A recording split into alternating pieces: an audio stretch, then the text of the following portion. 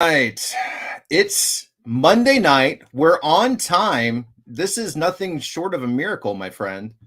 Nothing short whatsoever. Welcome to the chaos party. Yeah, absolutely. Absolutely. It is. So we got a lot to talk about.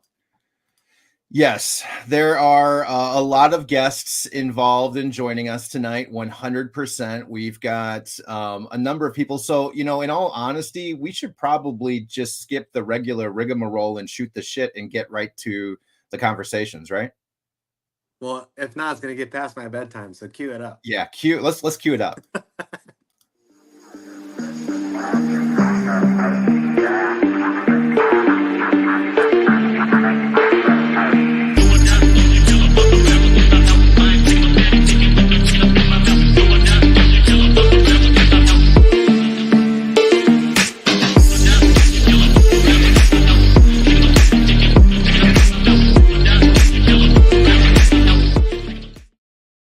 Oh man. Well, what's a evening. We're going to be recapping the CGC situation from front to end, and we've got one hell of an all-star panel of comic book creators, YouTube commentators joining us this evening, Instagrammers hopping in. Good friends of the channel too. Yeah, there's going to be a lot of great people here joining this evening, a lot of great people. So, all that being said, we should probably just start getting them out right now. So let's go ahead and first bring out our old friend from Beyond Wednesdays, Mr. Bryan McClay.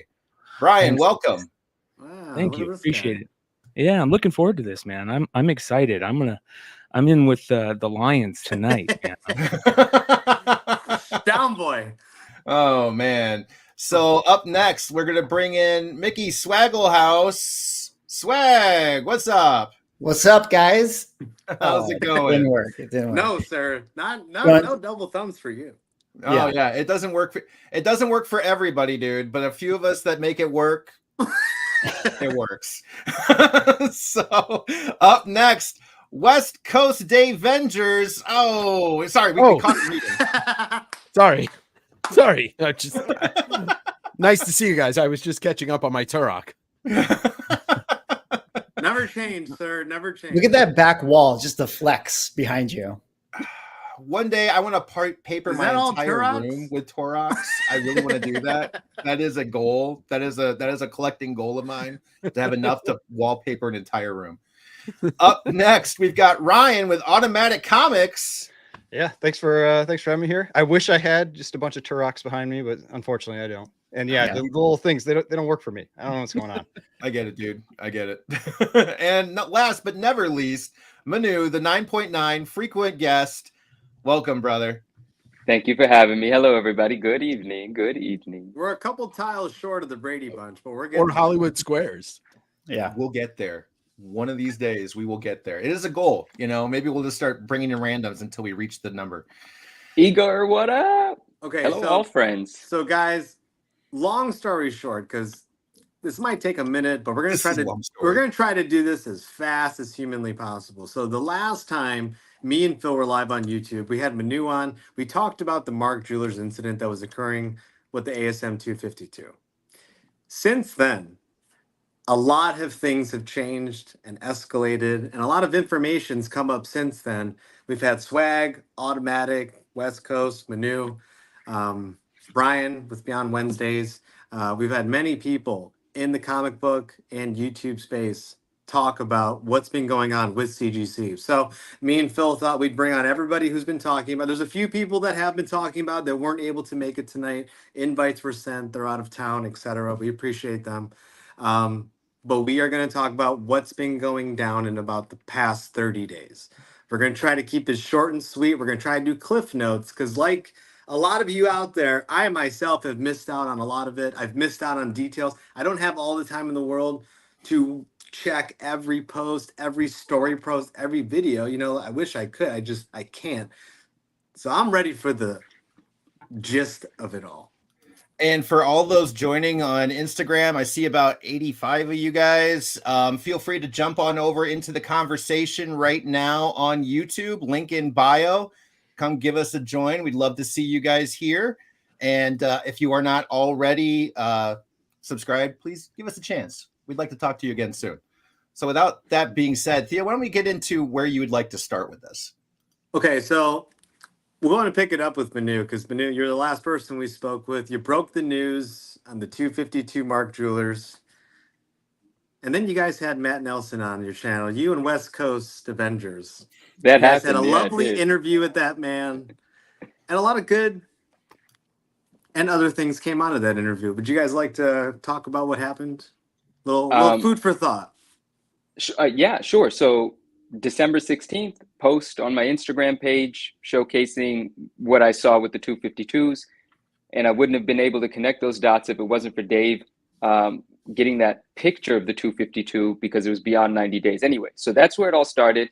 And then everybody that you see on the screen here, including so many other community members, everybody went digging and a bunch of things surfaced. And then, of course, eventually it led to a conversation with Matt Nelson. And that conversation happened on Dave's channel, West Coast Davengers. And I love that Mickey was such a proponent of that because he always said, why doesn't Matt just talk to Manu on his channel or something? But it made perfect sense for it to be Dave and I because we'd been covering this thing live for so long. And to me personally, that conversation was amazing. Like I wanted it to be a conversation. I wanted it to be more of a human thing, a dialogue. I like to talk to people, so that's what I wanted to get out of that. And then also now in retrospect, and I mentioned this last night, if you watch that interview back and you watch it from a different angle, if you don't watch it from the angle of let me just hear what Matt Nelson answers, because we could have assumed what those answers were going to be. We could have assumed which questions we were going to ask, which questions we would have wanted to ask 2 or 3 times to try to get a different answer. But we knew the answers were going to be lawyered up. We knew the answers were going to be PR answers. We knew that. But if you watch that interview back now, it's really incredible to read between the lines. It's really incredible to see when, Matt hears something that he wasn't expecting to hear and how his reaction is to that and what sort of new things he introduced, even unintentionally, right? There are a couple of things that people say were a distraction, but they weren't intended to be. They became one because they were. What was one of those things, just for the audience? One of the distractions, well, I guess there's 2, but one of the distractions... one of the distractions, yes, there it is. So Dave's holding up one, or casually you just saw a glimpse of one. That's not the one I was going to mention first. That's the one that I've been hit over the head with the most times, but it was the 9.9 pre-screen. This whole conversation quickly became memed up the next day, but we'll talk more about that later, how that came to be, what that means, so on and so forth. I've talked about it enough. The other distraction, if you want to call it that, was, of course, Matt Nelson being kind enough to name Dave and I, what are we? Hobby heroes, the first ever hobby heroes, right? Oh, wow. But as nice as that was, and as much as I smiled about it, I do want it to be known, and it's very important for me to say that I felt like I was already appreciated for the work that I myself and we had all done long before that. Like, we're not looking for a company to give us a pat on the back. If anyone knows me, and if anyone knows Dave, they know we do not give a shit about stuff like that. Yes, in the moment, it's fun and it's nice, but come on, guys. Like, you want to pull one over on someone, it's not going to be us. And it was a little difficult to hear other people assume that our integrity was bought. And fucking A, bought by what? A plaque? Are you kidding me? So anyway, that's enough about that. But that was the Matt Nelson interview. It was an amazing conversation. I love it. I think it's a great piece of content. And now since then, many of the things that he said in that interview seem to be perceived as a lie. But if you want to get technical about it, he was speaking about that one scenario, which was Zangler, who we now know is Zanello. And many of us knew that, but we never said it out loud because I don't think it was right to do so until it was public in a legal matter. And that's what it's become now. Mm-hmm. But, so a lot of the questions that he answered were about Zanello's situation.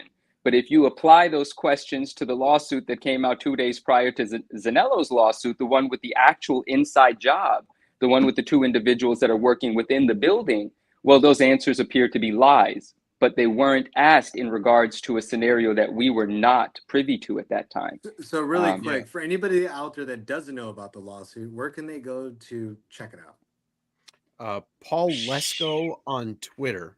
Paul Lesko on Twitter did a digging. He uncovered both lawsuits, and you can just find them on Twitter, as well as the CGC boards. They've been talking about it and analyzing a lot of the things. So you can go both of those places. And I just want to add to what Manu said. you know, I received just as much as Manu a lot of mixed reviews, let's call them, you know, mixed reviews about the interview on the comment section. And, you know, most of those people that don't know me, they don't get to assume anything about me. But well, the it one wasn't thing an that, interrogation. no, I'm not a A fucking conversation. Those are two Yeah, different things. Exactly. I'm not a reporter. My name's not Walter Cronkite. I didn't go to journalism school, and I'm just there to ask the questions that I thought needed to be asked. But one thing that people just kind of glazed over, which is really weird to me. People have selective hearing, but the one thing that Matt said that nobody from CGC had said at that point, that they were going to pursue charges. And lo and behold, I mean, we don't know about a criminal case yet, but at least they put their money where their mouth is, and they are suing. So, you know, for all of the shit that he gave us, you know, the template answers, that was the one thing that stuck out to me that I thought was going to be a huge bomb, because from the standpoint of where we were at that time, everybody's like, you got to get the FBI involved. You got to press charges. You got to do this. And then he came out and said, we're going to do that. And everybody just fucking ignored it. Just ignored it. Nobody said, wow, he actually said that. Because I don't think from a legal standpoint and from a corporate standpoint, you can come out and be like, yeah, we're going to press charges on this person and have it be a lie. Like, you can't just do that. Like, I'm going to arrest you if you're a cop, and you don't get to just say that. So that's one of the things that was least talked about that I thought was the most important part of the conversation that we had with him. So, and one interesting question, one question that's in the chat, I want to ask, I want to let Bryan, Swag, or Automatic answer this one. Somebody says, hi, is anyone going to stop using CGC? I was going to ask this earlier, but somebody asked it. I just want to get it addressed real quick. Any one of the three of you can go ahead and answer that one. I'll answer what I said on Wednesday night or Saturday night. I'm not going to stop using CGC until the prices for CGC books on the secondary market dip below another grader. The bottom line in my thoughts is I think that there's no other grader out there that is going to give you anything more than CGC can give you, and especially not on the secondary market. So until I see that, there's no reason to change. Now, I'm not the type of person that gets books graded for any other reason than to sell them 90% of the time. So that's my thoughts on it. Now, I'm not saying that, you know, I still think CGC is on the up and up. I don't. I think that there's some problems. I think they got to change some things. They definitely have to change their case ASAP. Going after people is a big deal, and they need a PR person. They need a better PR person. Oh, yeah. Like yesterday. Yeah. Holy shit. No, like 2.5 years ago. Oh, woof.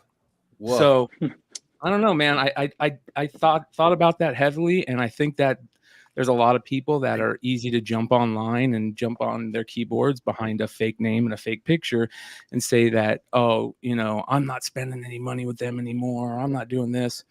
Well, okay, that's great. But if you're making money off of selling graded comics, I don't see why you would send to anybody else. You're going to lose money. So that's a big deal. And I don't know how we stop seeing it. I mean, other than people out there that are pissed about it, stop buying it. So that's got to be the question. Are people going to stop buying CGC graded books? I think that's community ready to back it up. Yeah. Yeah. And I'll say that's something, just because one of the things I feel like I'm really well known for is watching a lot of comic sales and being very familiar with market. And I mean, this has been out now for around 7 weeks, and I haven't seen negative impacts on the big auctions. You know, I still see people going on, you know, Instagram and everything else claiming books. You know, that it really doesn't seem like it has impacted those prices, even though people, like, I hear people all the time in like my comments saying like, oh, it's going to sink prices, it's going to kill prices, and it doesn't. Now, for me personally, I'm not, and I've said this in a bunch of videos, I'm not going to stop using CGC, but I am temporarily stopping using CGC because I feel like, at least, like, even though I'm not a big dealer, like, at least there's something where I can try to reduce money that goes in, and that's what's going to motivate them to actually change. And I honestly think that's why they changed or they dropped the prices, because I think they dropped the prices because they are probably seeing a reduction in submissions. And so, and I don't think that a new case is a quick thing. Now, I think, and I talked about this on the live stream yesterday, like, I think there are interim solutions they can use. And a lot of people have talked about these, like maybe some type of hollow foil on the edges or whatever. And like, that would be like, do something, you know, like do something to give people like at least the idea that you're trying to resolve it, but like, maybe they don't care. You know, I don't know. I feel like they should, but the fact that like, that was one of the things that stuck out to me in your interview with Matt Nelson, was that when that question was asked, like, do you have a new case? It was just kind of like dismissed, you know, that it wasn't even, it didn't even seem like they were even looking at doing anything in the short term. So that's a big question to me. Yeah. There's also been a lot of people currently on Instagram that are stating they're temporarily stopped submitting CGC. We've got, just so we know, there's about 60 people in here on YouTube, but there's about 80 on Instagram that are currently watching, and we've got a lot of people commenting that right now there is a lot of slowness in their desire to get more things graded, at least not stop purchasing power. Exactly what you're saying, Bryan. There's going to have to be a change at the bottom to make people change at the top, but at the moment, those that do are slowing down. Yeah. So you know, I might catch flack for this, but I do think the change starts from the top and works its way down. One thing I'll just add to that is, you know, we're about to get into that here in a minute. That gets into I don't think buying power. Listen. I'm going to get some Swagglehaus is a CGC shill for this stand, but you're not.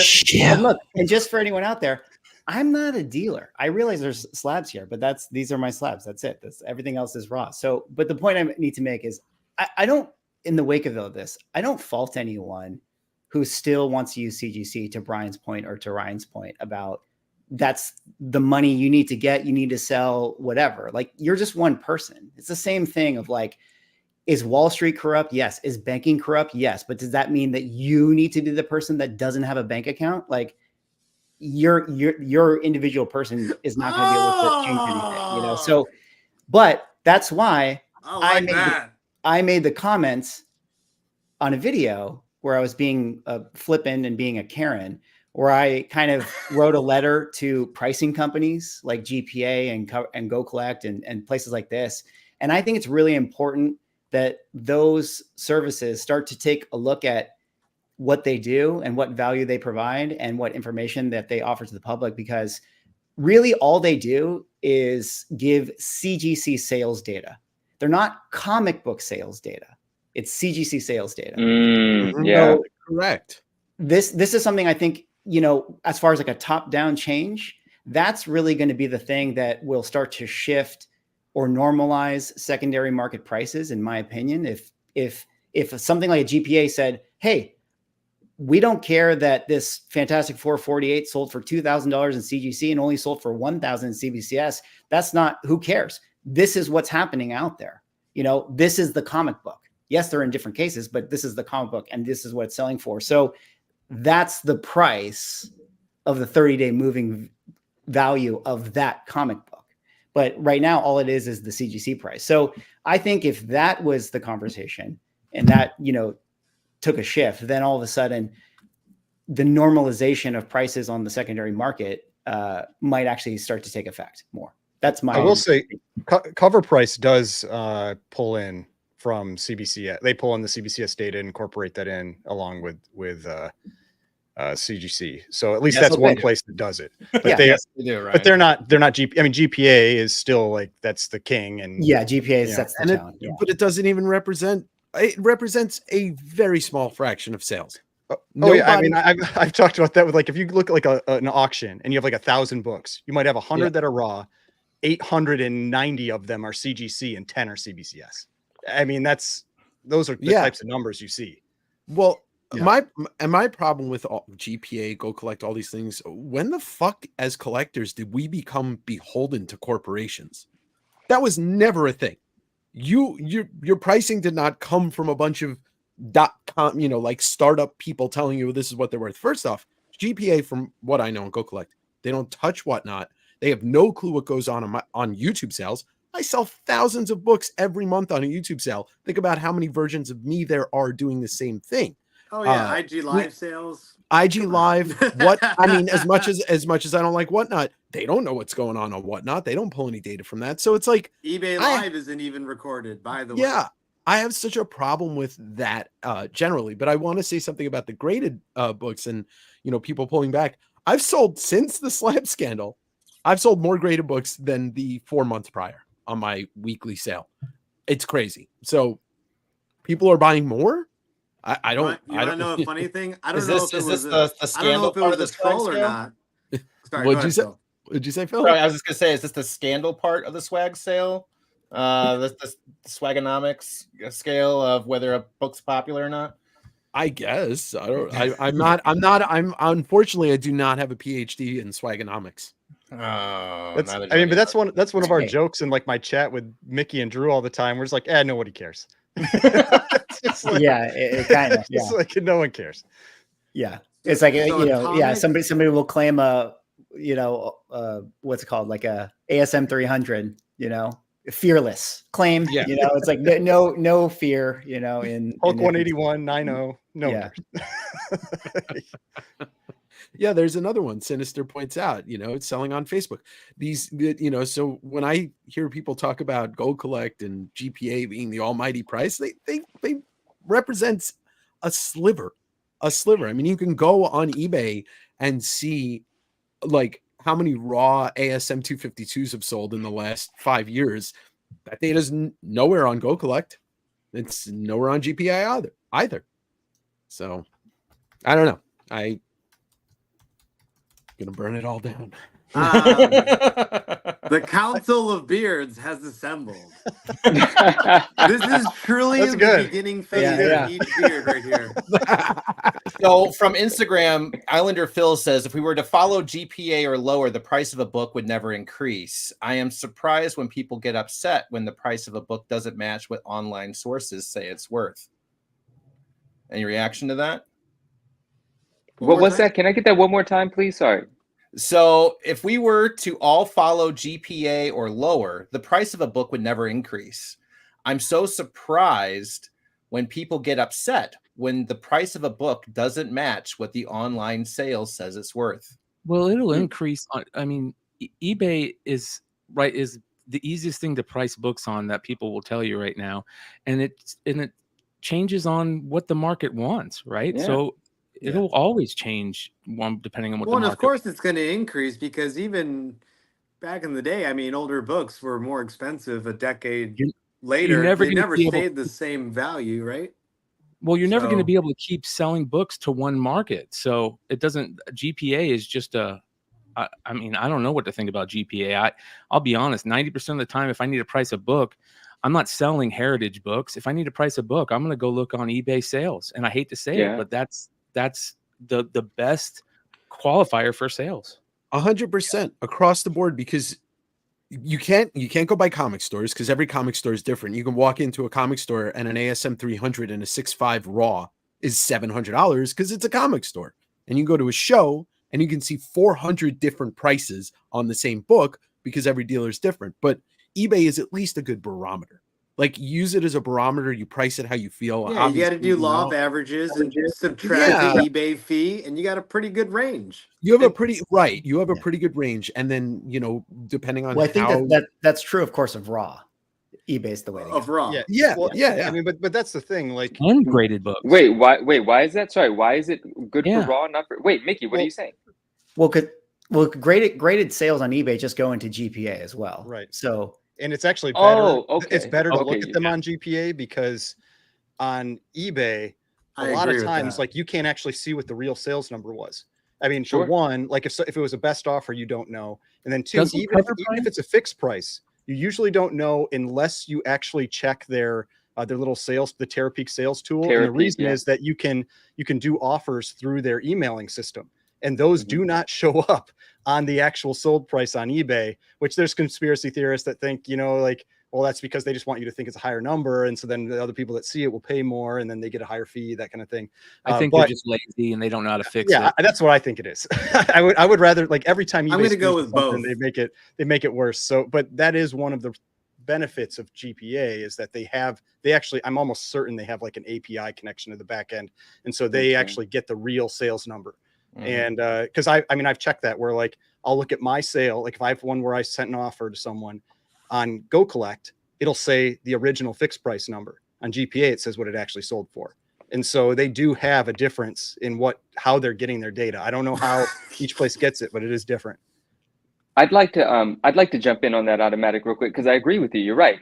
You never know even if it says fixed price, that doesn't mean it's a fixed price. So what I still use 130point.com, 130point.com, and 80% of the time the website functions as it's supposed to, and if it doesn't, you got to come back a few hours later, right? Yeah.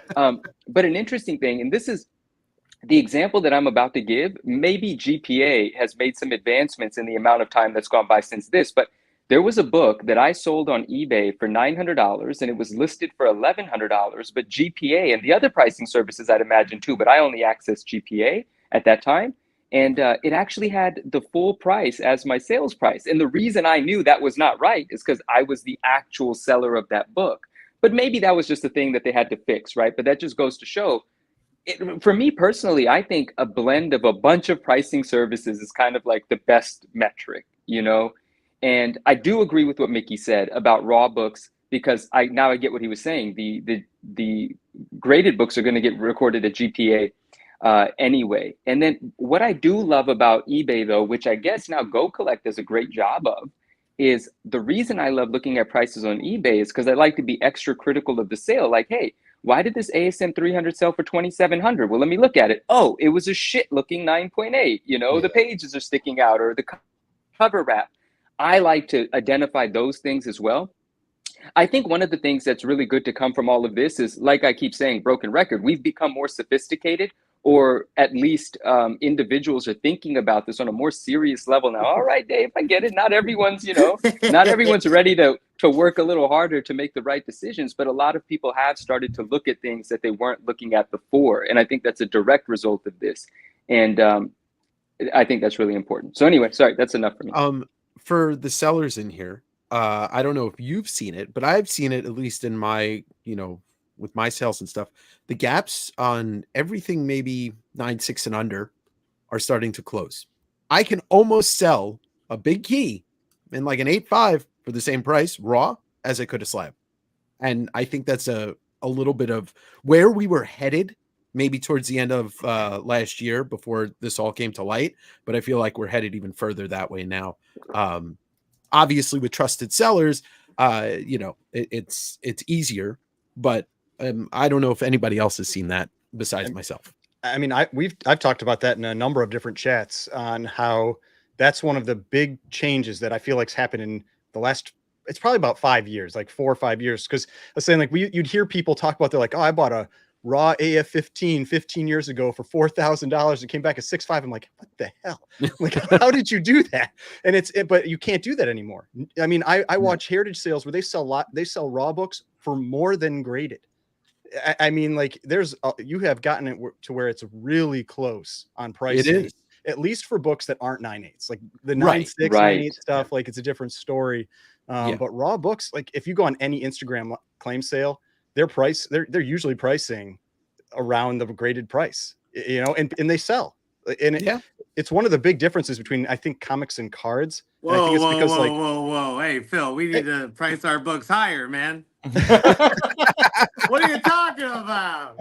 But I think that's one of the big differences between comics and cards, is because like cards, like it's like 10 or nothing, and so you do have a huge gap. But with comics, outside of ultra moderns, there's all kinds of grades, and you can get really close with raw grading to as long as you know what you're doing. Yeah. Mm-hmm. I think the two things that I gotta say, just two quick things. One, based on what you just said, Ryan, with like the gap that had closed and everything like that, it's, people tease me sometimes on my channel because they're like, if you go back to like your early video swag, it was all raw behind you. Now it's all grade. And I always say, it's the industry that's changed. Because I used to be able to find the raw book for cheaper. Sure. But then all of a sudden it wasn't. And so it was like, okay, well, now I might as well buy the graded one because it's the same price. So there's that. And then hopefully that's reverting. But then too, there are a lot of books you know, X-Men 266 is definitely a book that I always reference as like under like a 9.4, you know, it's like you might as well crack it out and sell it raw. It's like it becomes really difficult to sell certain books at like a 9.0 or like an 8.5, like a first gambit or second gambit, whatever you guys want to call it. You know, books like that are really interesting. And I feel like that might be something that continues to go across other types of keys more and more. That one always used to have it, but it feels like maybe this will start to be more of a trend for a lot of books. But what you were saying, Swag, I mean, the industry has changed. That's why a guy like Sanella was able to take advantage of everybody, because people were like all safe in the knowledge, like, oh, it's in a slab. It's fine. It's guaranteed. It's great. I can buy this. And it is what it is. And look what happened. And yeah, that's what happened when you give absolute power to a company over an entire collectible industry, and you got fucking shitty people doing shitty things. They take advantage of that system because everybody is blindly buying these books without thinking that anything could ever be wrong, because the word guarantee is in the fucking name. And really, we just need a competitor. I want to fast forward really quick, because I know we just went down like 3 black holes. And we're gonna stay in there. We're not leaving. But just to fast forward from the Mark Jeweler incident, so recently it got revealed to us that a couple of employees got caught working at CGC, and now they're in a massive lawsuit about what, $4 million? Is that? No, that's the Mark Jeweler Fuller. Yeah. Sorry. So there you go. Yeah. I'm going to keep using that name, $4 Mickey. million. Come on, get the lawsuit straight, okay? You know, Read, Theo. It's like our comic books. They're not just slabbed. You open them too. That's the reason why cards sell for 10 or at PSA 10 or nothing. You know what I mean? Like you were saying, automatic is because, and why comics don't, why there's a little bit of money in those, because comics are, you can read them on the inside. Shout out to Haven for Heroes and his video the other day where he talked about, you know, comics. A lot of people out there thinks comics shouldn't be graded at all. Why grade those things? It's art, and the art's on the inside. You know, it's not like a card where it's just two-sided. So that's very interesting to think about, that cards are much, you know, easier to sell or less easier to sell if they're not a 10, and why comics aren't. Yeah. Also, another thing with all the new stuff, it's obvious that this was again everything changing in the last couple of years, and they hired so many new people so quick, and you know, you're going to get all these new employees. They probably didn't really look into them. You know, they're teaching them. They didn't. They just teaching them just figure out how to do it by this procedure and go. Because they're making so much money, they had so many books coming in that they can't probably train them properly. They're definitely not trusting them. So it's all from the new employee stuff, obviously, right? And I mean, I'm probably going to be called a shill too, but I mean, I feel like they were also in a tough spot. I mean, we all remember like how bad those delays were in grading, and people just freaking out, you know? And so it's like, yeah, you hire people and you rush them through, or you still have people yelling at you that, you know, you're doing a terrible job. And it's like, it's probably pretty, I mean, that's why I had somebody comment like, oh, you should start your own grading company. I'm like, I don't want any of that. Like, I don't want to be on the receiving end of any of that kind of stuff.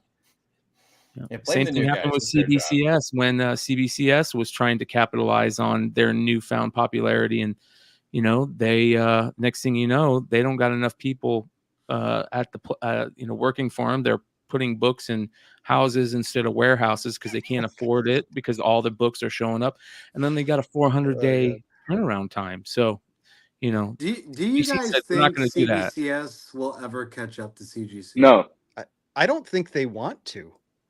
I mean, they haven't. I don't think they want to. Well, Can because I get a hell no? There's nothing they've shown. Like they've been given a lot of opportunities, and there's nothing they've shown where they've like tried to push for it. Now it's one of those things where I kind of wonder. It's like comics, it's not a like huge community, right? Like it's relatively tight, and so these guys, they all know each other. Like they don't want to go out there and like tear into somebody who's their friend that they end up seeing at every show that they go to that CGC and CBCS is at. I imagine that is part of it that goes into that thought process where they're just like, do I really want to burn that bridge and have this person mad at me And it's business. Maybe they should. But it's not burning a bridge. It's just turning a bridge into a drawbridge, and those can always be lowered and raised. I think that they can't do it until institutionally people are more accepting of them. I'm putting Theo in timeout. I want to change my no to it's the current CBCS no. But if CBCS reinvents itself, maybe from the inside out, some way, somehow, then possibly. Now, the question I want to ask guys, like someone asked me the other day, and I was what? Don't grade your books. Just fucking stop. That's your one interruption for the night, Dave. But you owe me, so that's yours. Fine. One. Another strike when he tells me I'm putting it's not going to be the last time. It just fortunately he can't take me off the screen tonight. He's not controlling the operation. So no, but someone asked there was this conversation happening. Oh, what the heck? There's this conversation happening. I put up a post and a lot of people are talking about it now. Like, what if PSA entered the comic book grading business? And we'll talk about that if that's something we want to talk about. But I bring that up to say individuals in the comment section said maybe PSA should buy CGC or something like that, right? And I started thinking about, well, wait, maybe CBCS is actually what should be absorbed by a company that has the ability or the desire to turn it into what it could be. Like, currently, the sentiment is CGC is number one, CBCS is number two. Unfortunately, those are the only two players. So it's not saying much about CBCS to say that they're below CGC, because they could be almost out of the picture, but the picture is only of two. And I don't think they could make up ground. It doesn't seem like they have the infrastructure to be able to do so.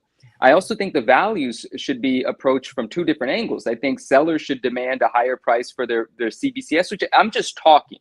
That's much easier said than done. When you're a seller of a slab and you're looking to flip it, it's hard to be like, fuck no, I'm not going to sell this for that price. I want CGC money. No, you're going to sell it for less because you're being shitted on with all of the offers. Like, it is just what it is. But, maybe CBCS prices see a bit of a bump, CGC prices see a bit of a decline, help fill that gap. But maybe, I digress. The question I want to ask for everyone on the panel tonight is, what if CBCS is the opportunity for acquisition?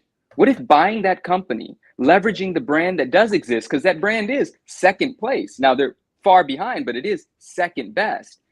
That's a good brand to be buying if you have the intention and the wherewithal to compete with first place. What do you guys think? Do you think there's an opportunity to buy them, buy their graders, buy their case? They have the better case. Bryan McClay is very adamantly giving me a F. No, that's not going to happen. Why would Beckett let them go away? Why would Beckett let them go away? It's their only intro into the comic book market. I mean, they bought it for a reason. I don't think that doesn't Beckett own CBCS? Yeah. So let me ask you this, Bryan. Keep Bryan on the screen, please, because I want to ask Bryan these questions directly. Why would they Beckett didn't buy CBCS to see them keep going to shit, and they seem to be okay with that. Right? I think and Beckett's brand itself is being deteriorated over time. Beckett is falling behind in the race of cards month after month. Yeah, I think maybe someone should buy Beckett and redesign that whole institution. I'm okay with that. Bryan's on the hot seat. Yeah. I'm totally okay with that. If you're going to buy the whole thing, knock that out. But I don't see Beckett letting it go. That's interesting, though. Yeah, but can Beckett afford to keep them? I don't think they care about the comic community that much. It's not that big of a community. It's not bigger than cards. It's not bigger than this. Isn't like which is the ultimate. No grading company. No, wait, hold on. No grading company cares about the community. No. Touche. No, zero. Touché. No corporation gives a fuck about anybody. They care about money. Can we just say AFA does? What's AFA? I personally love AFA. They are never in any negative problem. The action figure association. I think WADA should grade comic books. That'd be great content, man. It's great content. And Mickey, if WADA graded comic books, every comic book would sell for $1 million. Guys, you got 77 people in the chat right now on the YouTube, but man, if WADA came into grading, we would be able to triple that number. Exactly. How lit the conversation was. I don't know if that's a good thing though. That would Or be just by making it up. Isn't that what Wata and Heritage used to do? Like, this video game just sold for $1.5 million. And guess what? We won't release a census on it. How absurd is it to have items selling for hundreds of thousands of dollars and they didn't release a census on it until the pressure was really on them? They never told anybody how many of those existed, and they tried to sell every fucking one like a one of one. That was ridiculous, bro. I have a question to y'all and everybody. Why do we want 2 grading companies? Why don't we want 5? Competition. No, why don't we want 5? Oh, 2 yeah. grading companies gives us I want 5. 2 grading companies gives us Apple and Samsung. Does anybody give a fuck about another phone? No, it's just Apple and Samsung. Yeah, So I mean, I talked about this. I think That's a on great my point, Dave. live stream about that is that I think one of the big challenges with comics is, from what I understand, it's the machinery for slabbing them. I think that's a big limiting factor, because with cards, it sounds like it's super easy to get that stuff. Like, there was a guy I used to watch that would open packs live, and he had his own, like, he had bought his own card machine thing that he would grade the card personally, and he would put it in his own little case and everything, and he would ship it out to the person. And so it seems like cards is maybe like a really low barrier of entry, but comics, I don't know. I don't buy that machinery, but I get the impression, based on like how long it took to upgrade their magazine slabs and all that kind of thing. I think it's tough to get that machinery in. I do think I believe you. It has to be tough. I think you're right, but they can do it. They have the money. Sorry. Do you guys think that CGC gets paid for like the action, like, that Action Comics one that just got sold to 8.5, regraded from an 8.0 to an 8.5, right? But yeah. Do you think that they don't charge the people that are grading it, or because they want their CGC case on an Action Comics #1? And if so, should CBCS try and get on more of these big books? You know what I mean? Absolutely. So that was actually something we've talked about, where now I'll say that Action 1, it was regraded like 2 years ago. So it wasn't it wasn't just regraded. The thing that happened recently probably would have been the gold label. But if you check its graders, it got regraded in like 2021. So they probably just paid like $5,000 to get it regraded. But now, if you got that thing regraded now, that would cost 4% of like what, $4 million? That's like $160,000 regrade. Honestly, when did the ASM one get regraded? Any change is going to occur is from the top down. Like, we all want, I mean, we can all say we want change, but like literally, you need to see an Action 1, a Tech 27, an AF-15. I've told this many times. It needs to be in a different case, selling on Heritage, breaking a record. Then you will see your change. Well, but that's also the problem with the institutional adoption of that. And I'm not saying, I mean, I agree, but that is like the formal way to pass the torch. It won't. It's not going to get passed another way until you see an ungodly book in a new case that people are putting millions of dollars of confidence into, and that will trickle down. I mean, I'll say though, like that like when Heritage or when CBCS had their new label, that Heritage auction had 2 big CBCS books in it. It had a Batman 1 and a Marvel Comics 1. That Batman 1 got crushed. Yeah, crushed. But it was because it was a restored. It was restored or something like that. A lot of people. No, the Batman 1 wasn't restored. Take a hit. Oh, the Marvel Comics was. Yeah.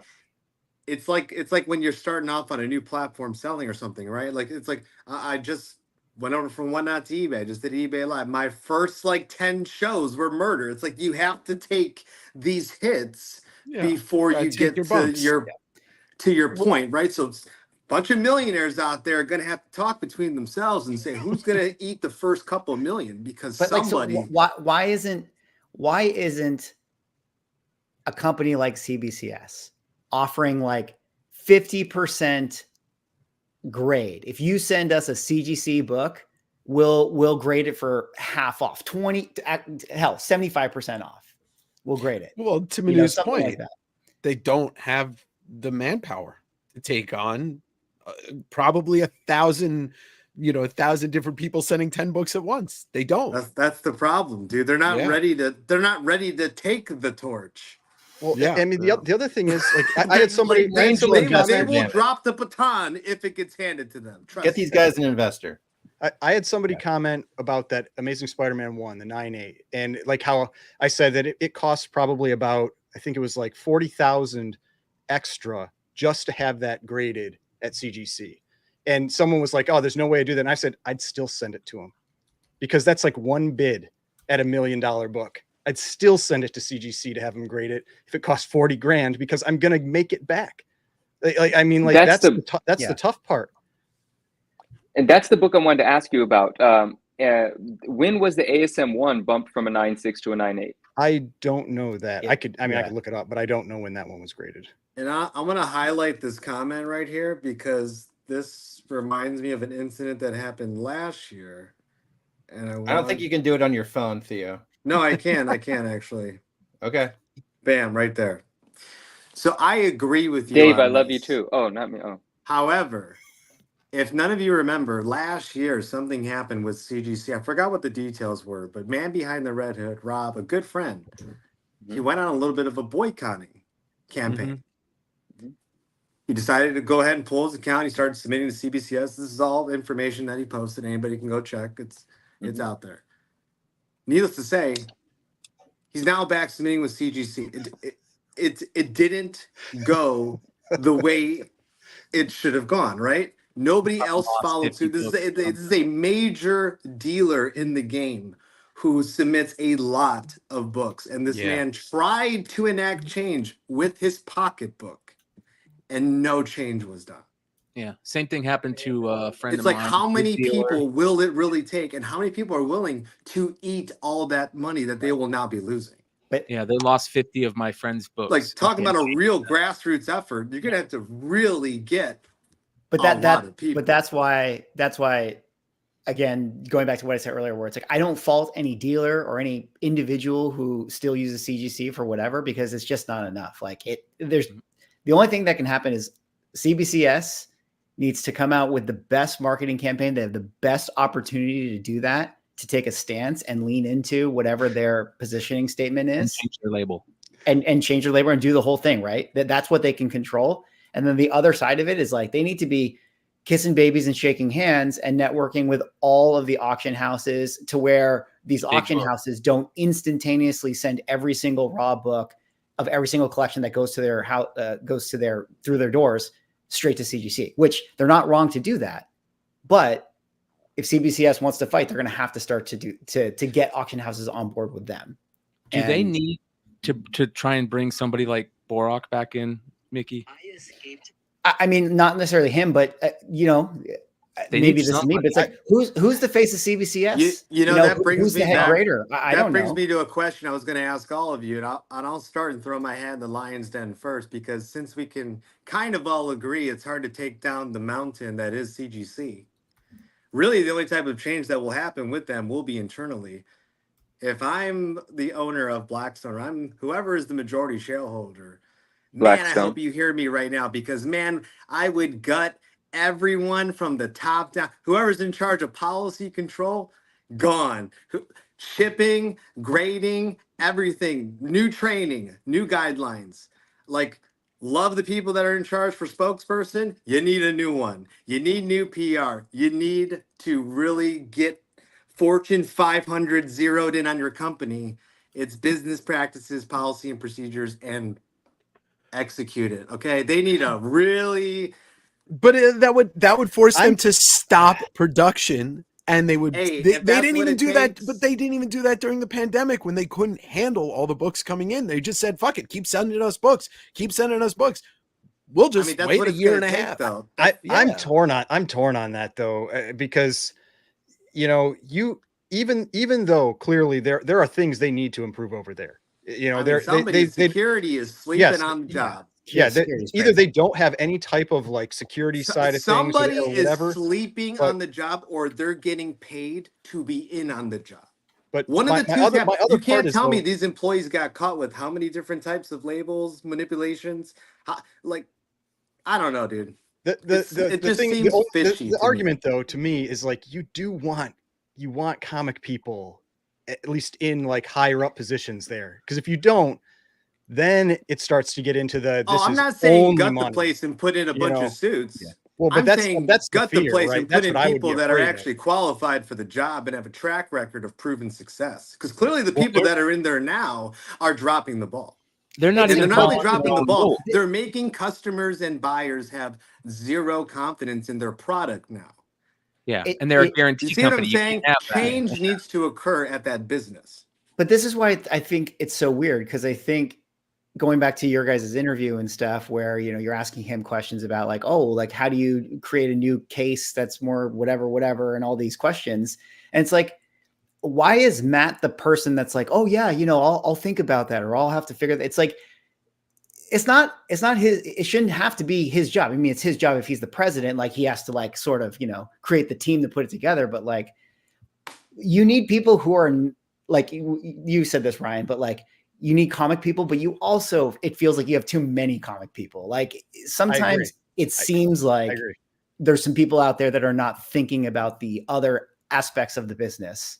And it's like everyone over there, it's all fun and games. It's comics and we love comics and and let's make like, you know, TikTok videos and things like that. But like, you know, that's one part of it. But the other side is you're a victim of your own success, because you started out and it was just kind of a fun little, let's create some comic books and this is all fun. But now it's like, oh, you guys make a lot of money here. So, you know, this is, but like it's like the same processes they had when they were grading like 1,000 books a year or a week or whatever. And now they're grading like 50,000 a week. Right. It's like, like they never thought like, oh, this person I hire could be a thief.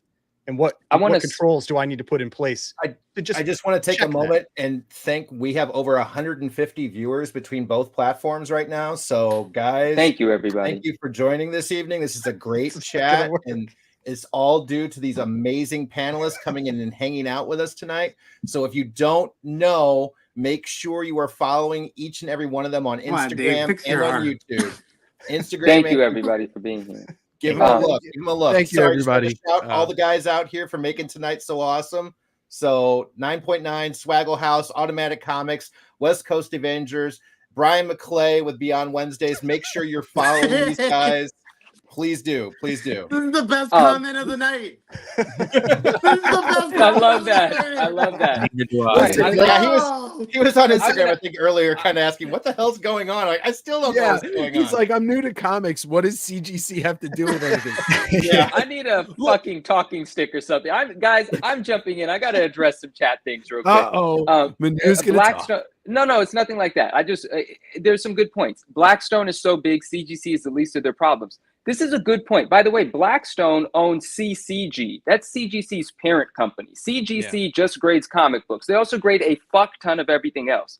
I'm pretty sure their money grading side, the currency, coins, and shit like that, is probably bigger than the comic books. And they've gone through their own scandals with cases being open and fake coins or duplicate coins or whatever the hell. So that's just a really good point. CGC, Blackstone possibly, I don't know, hasn't even felt a ripple of what's going on with these comic books that we're complaining about.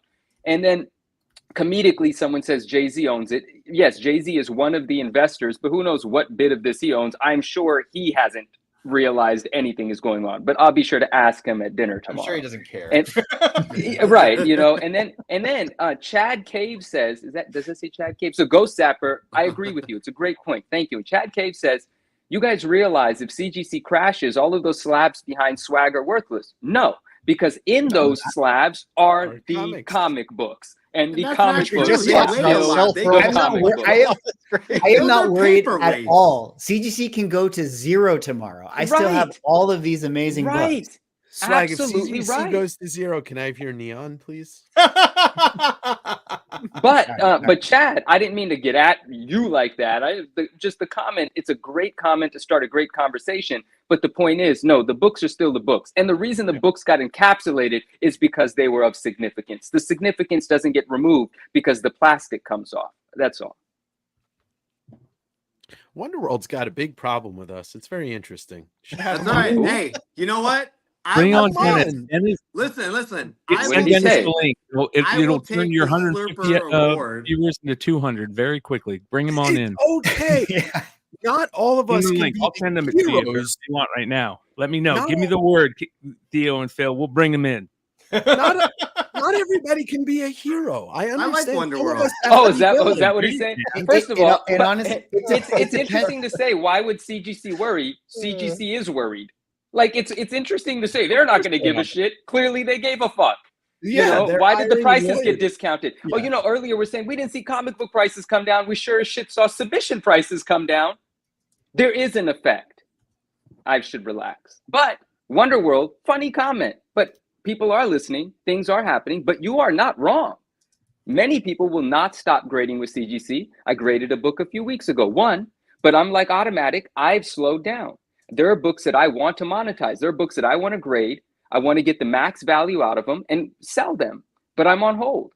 And Nathan, what did Nathan say? The Illuminati isn't taking over the world of comics. They're distracting all of us. Fuck yeah, we are. Wait, we're the Illuminati? Oh, I don't know, but I'm taking credit for it. Fuck it if we're not. Dave and I know. Everyone else is like, who the fuck? So what Supreme, the fuck just what's up, happened brother? here? So direct question at Swag. Wow, you're the only one to get a direct question. Wow. I feel special. You should be. The answer to that is, did you ever get the rest of your stolen books? I have not. I have not gotten them back. But I can. Hey, this will be an interesting conversation. Maybe I'll stir up some. Hey, Swagglehaus, you're being a CGC shill right here. I will say, in my experience of just tying this question to what we're actually talking about, in that having my comics taken from me and all this stuff, I did everything. I filed, with my local police. I filed with the FBI. I did cyber crime. I went to the USPS. I did insurance claim. I filed with them because it's like mailer fraud across state lines. I did all of the things. I can't remember because everyone sent me like, oh, go to this site, go to this site, go to this site, file. I did them all. Hired a PI. I did a lot of stuff. And I don't know where my account is in a lot of these places. It just kind of has disappeared into the ether. So where I'm going with this, I say that to say this, is that in this situation where you have this kind of craziness going on with CGC and they're like willing to give you, money for the damages or pay you for the books that you got scammed on or whatever, you guys can do whatever you want. But I actually think that taking that money might be a good thing for most people, because if you want to individually pursue, some legal actions and things like that, it's not as easy as you would hope and think that it would be. That was my experience. This is a way bigger deal. And maybe there's like, an FBI agent who is like putting this giant case together and that whole thing. Nobody cares about my thing, as they should. But I'm just saying that it's not as simple as, oh yeah, like I'll file with the police report and then the detective on the street's going to get right on it. I mean, that's the truth. That's pretty good insight, Mickey. I don't think I didn't know that, and I don't think people realize that if you do pursue that, it may be difficult. And we don't want to discourage anyone. I mean, like if someone feels right, Yeah. I think like I'm just throwing that out as like that was my experience, and maybe for a lot of people out there, like yes, this is like maybe it's bigger than a lot of people's individual books, but if you're somebody out there who got scammed and really you would just like to be made whole, I mean, it's not a bad deal to just be made whole. And I had a guy comment on my last video. He was like, I'm a lawyer and I do not recommend that you try to go for a class action lawsuit against CGC. He's like, it's going to cost you a bunch of money. It's very difficult to prove that you actually had like damages outside of the comic to get paid out to you. And then, whatever you were going to get, part of that's going to go to the lawyers anyway. CGC is offering to basically give you your money back. Like take it and run. That's largely what what he was recommending. Has anybody actually gotten paid out yet by CGC? No, I don't think so yet, but given that's what I'd like to know. I would love to know that. From what I understand, and Manu, I'm sure we're talking to some of the same people. Yeah. Nobody has gotten anywhere with it yet. They have gotten run around. Well, so I'll say I have had someone that got their book was found to not be fraudulent and it got reslapped. I have. Holy wait! Tell us more about that. What book was that? What did they find? I can't talk more about it. So, okay. but that Thanks was for bringing that up. Wait, I'm just- wait, But I just wait. want to say so there has been something that happened with But that. So, on an unaffected book. I on an don't know. unaffected book. Hey, Dave, Correct. Dave, I learned how to ask people questions, so I'm not going to let him off the hook that easily. Automatic. bad. Wait a second. Too bad. When I tell someone I won't talk about it, I'm gonna Push him on You're the being, button. Don't you're let it being go. soft, Manu. Don't be Ryan, soft, Manu. Ryan, Ryan. What's this the isn't- book? Ryan. What's the book? Hey, Manu, no. this isn't Entertainment Tonight. This is motherfucking Comics and I'll Chaos. sit here and Right. drink my code red. That's right. No, but You either die a hero or Yeah, live I'm not long sure enough if you to guys see are yourself aware become what the channel villain. you're on. Exactly. Exactly. Oh, But we're not hosting an intergalactic kegger here. I haven't. You're not. okay. What the hell did you think? we were Remember when walking Theo into? was You trying coordinated to this. talk about the lawsuit? Hey, I said we're gonna stay in these black holes. We're not leaving. I want to talk more about Wonder World comics. That's what I want to talk about. Yeah. First of all, hold on. no, Wonder no. World is Who pissed. is he? Do you not know Bring who him on Wonder the World is? show. He's a No, I salty have no idea. pirate. But the other thing is, like, he's saying Dennis. things that aren't true. Like when he says we don't talk about CBCS being good, we highlight what is good about CBCS, and we talk about what isn't. Like we are not contradicting, but we're talking about all sides of everything. So, who is Wonder World, and is he just hearing what he wants, or am I misunderstanding him? Somebody Wonder bring Hold him on, up to World's hold a speed. on, long hold on. time brick and mortar. I think I know He's what a you're long- talking about. Yeah, Is it's Dennis hold on. Barger. That Yeah, didn't do long much to brick tell and me who mortar. he is, but that's good Yeah, to I don't know know. the fuck that is. I don't, Well, Dennis, let me- I don't let me think we tell are you guys. apologists Hold at on, all. Holy shit! So he's a longtime brick and mortar store owner. He's been Okay. multiple brick and mortar store owners up in the Michigan area, Detroit Okay. area. Michigan. Respect. All right. Respect. He's a very long time critic of both Diamond and CGC. He's uses CBCS heavily. I wouldn't say he's a shill for CBCS, but if you want to piss him off, call him a shill. That'll work. I mean, he is showing for them. It sounds like right it. now in the chat.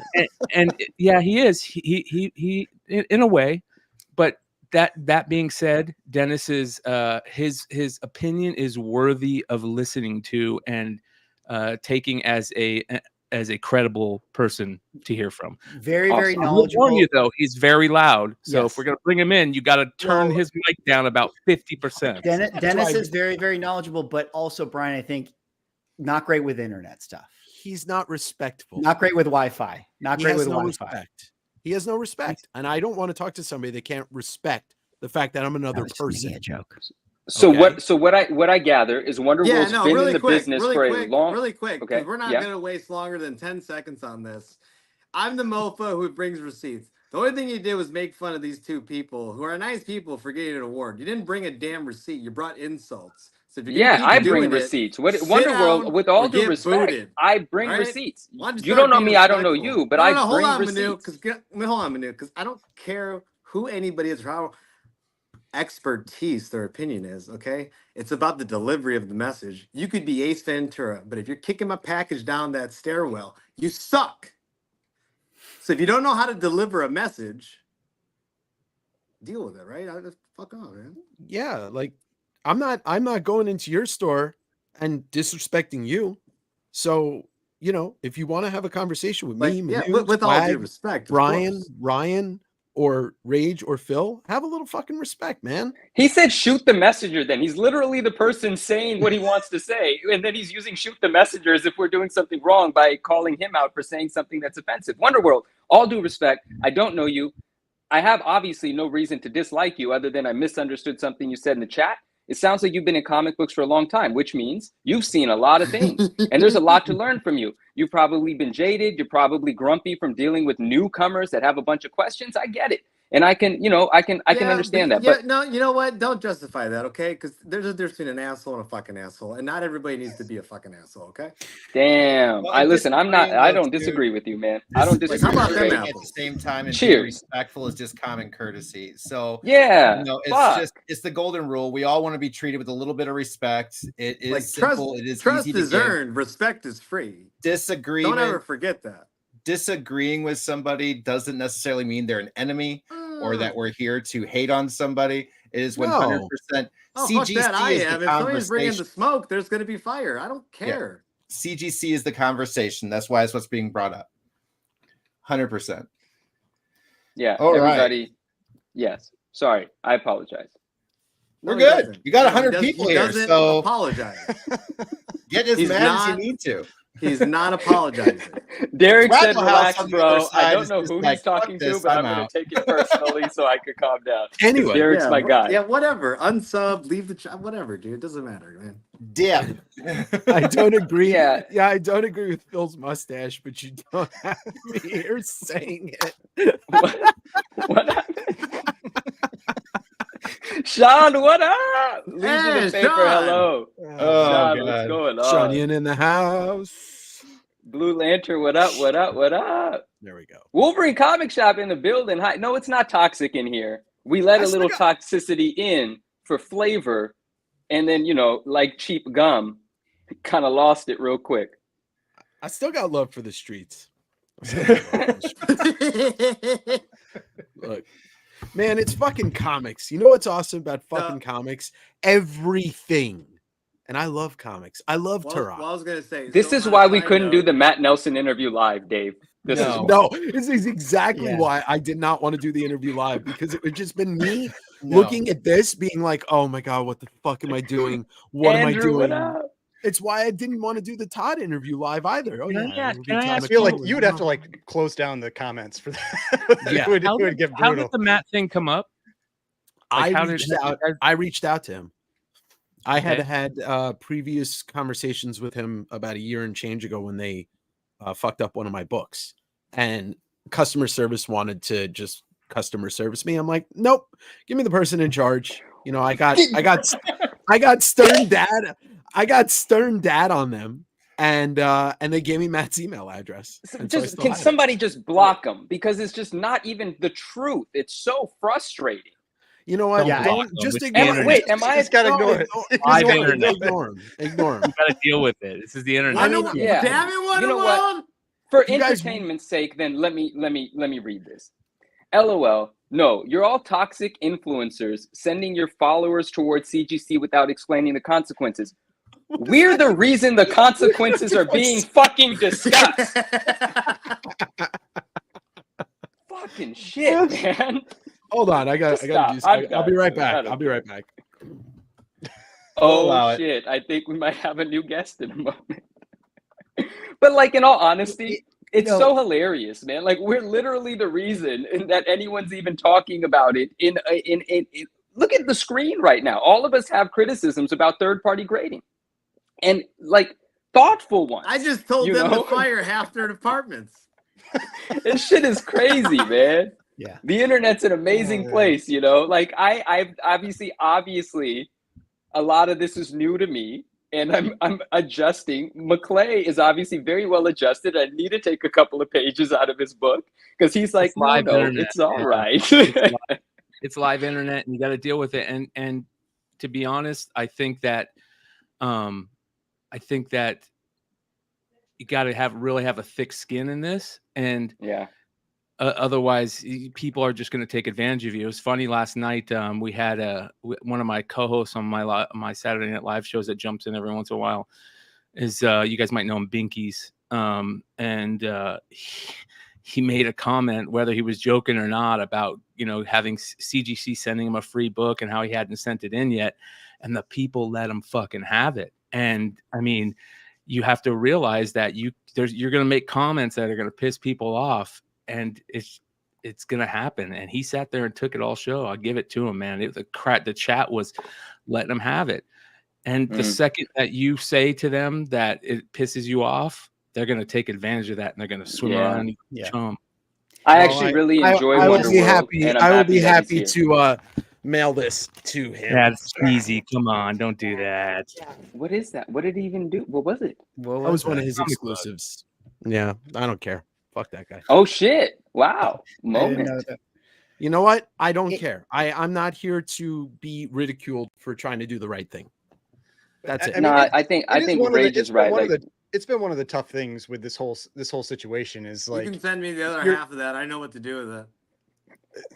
I mean, it's like I've had videos, that have gotten to Be more able to make people than Mr. normal, Burnett. and you start getting into, you get some people that think they're just gonna be mean to you, and you Yeah. just like it's Yeah. tough. I think people whatever. think you're just it's no. You know what? I'll say it. Okay. Wonderworld, you have too much jelly in your peanut butter and jelly sandwich. Okay, You need that's to get the closer, problem Theo. We right there. can't hear you. It's oozing out all over your I don't hand. think that's possible, right? Like, I mean, it is when it's oozing everywhere. I just don't get it. I don't understand. And maybe I'm not one of those people. I don't sit and digest shit I don't like. Like, I don't like cucumbers. I'm not gonna fucking eat a cucumber. I'm not gonna sit there and bitch at people that eat cucumbers. it's like the Ricky Gervais thing. Rail, thank you for about that. the guitar That is- lessons. You know, the person has, and it's like he has like an ad for guitar lessons on the poll, and he's like, he just takes it and just calls him and says, "I hate guitar lessons." And it's like, yeah, it's like, just go watch something else then. You know? Yeah, like, and let me give you guys some positive talk real quick. I really appreciate the interview that you guys did. I thought it was very interesting when the 9/9 pre-screen stuff come up, and I want to talk to you guys about that and see what your thoughts on something that I kind of noticed. And it really felt like when he made the comment, when he talked about it, that the comment was more about, yeah, this is something that we're kind of throwing around. This is something that we've talked about, not something, and people kind of ran with it saying, oh, the 9/9 pre-screen is coming. What do you guys feel on that? Do you feel like it was just a kind of throwaway comment, or is this something that they're really thinking of, that type of deal? I don't think they are, but Manu has a lot to say about it. I mean, it's very simple. That thing came up.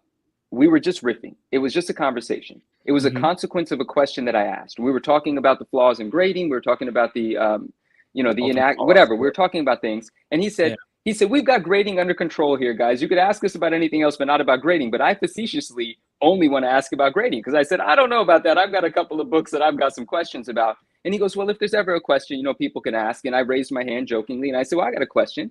The hell's the deal with 9.9s? How come Ultimate Fallout 4 has almost 5,000 9.9s? 9.8s, but no 9.9s, right? And that was a conversation we're having for a couple of minutes leading up to what I'm getting to.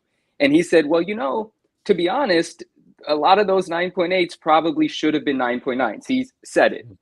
And he goes, it just takes a lot of time to make that that decision between a 9.8 and a 9.9, right? Because whatever, right? For whatever he said. But he basically was just having a conversation. He said, no, a lot of those probably should have been 9.9s.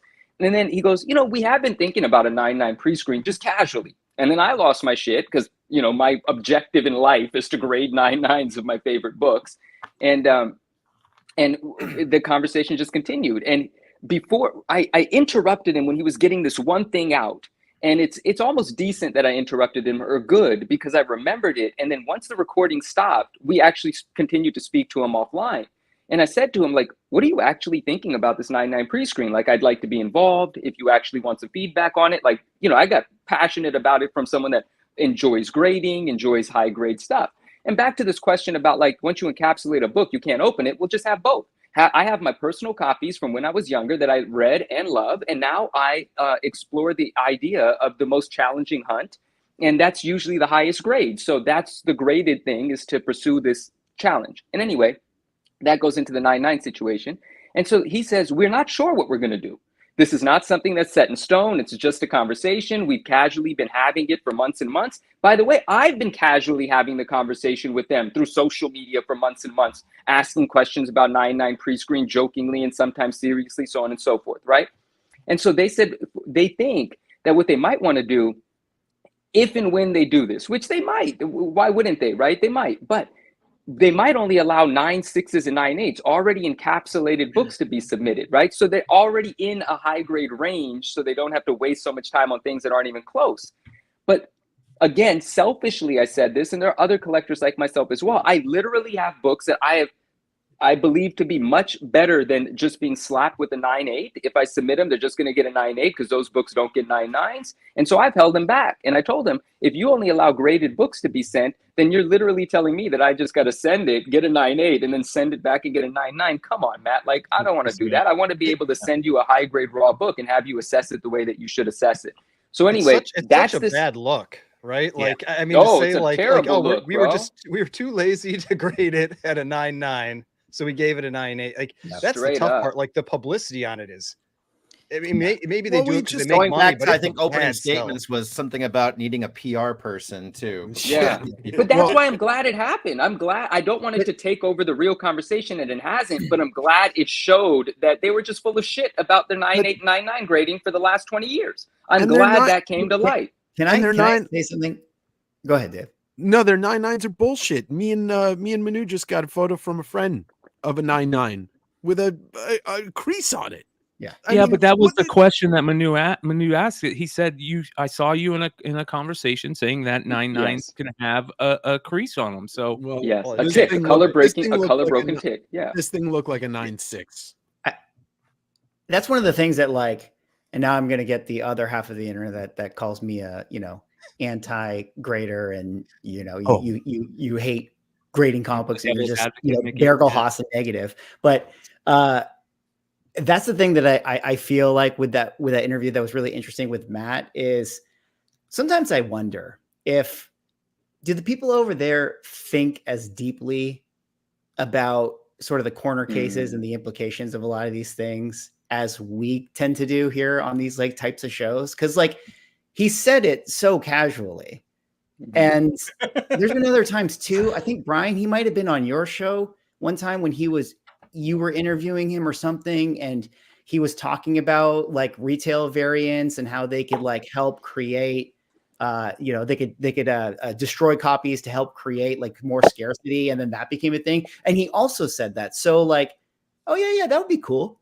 And it's like, do you really think through a lot of the implications with a lot of these types of things? And that's almost as concerning to me, where it's like, I think he also is probably, thinking to himself that he's just in a conversation here with like Matt's such an easygoing, cool guy that Yeah. I've never heard anybody talk bad about the guy who was his mentor that, Matt worked in his shop when he was a teenager and for like until he started at CGC, as a guy here in the Valley, and I go to his shop all the time named Bill Ponsetti. And, he talks about Matt like he's just this great guy. I've never heard anybody say anything. So I think Matt is like one of those guys that it doesn't mean anything. And he's not thinking like what he's saying is going to cause this issue.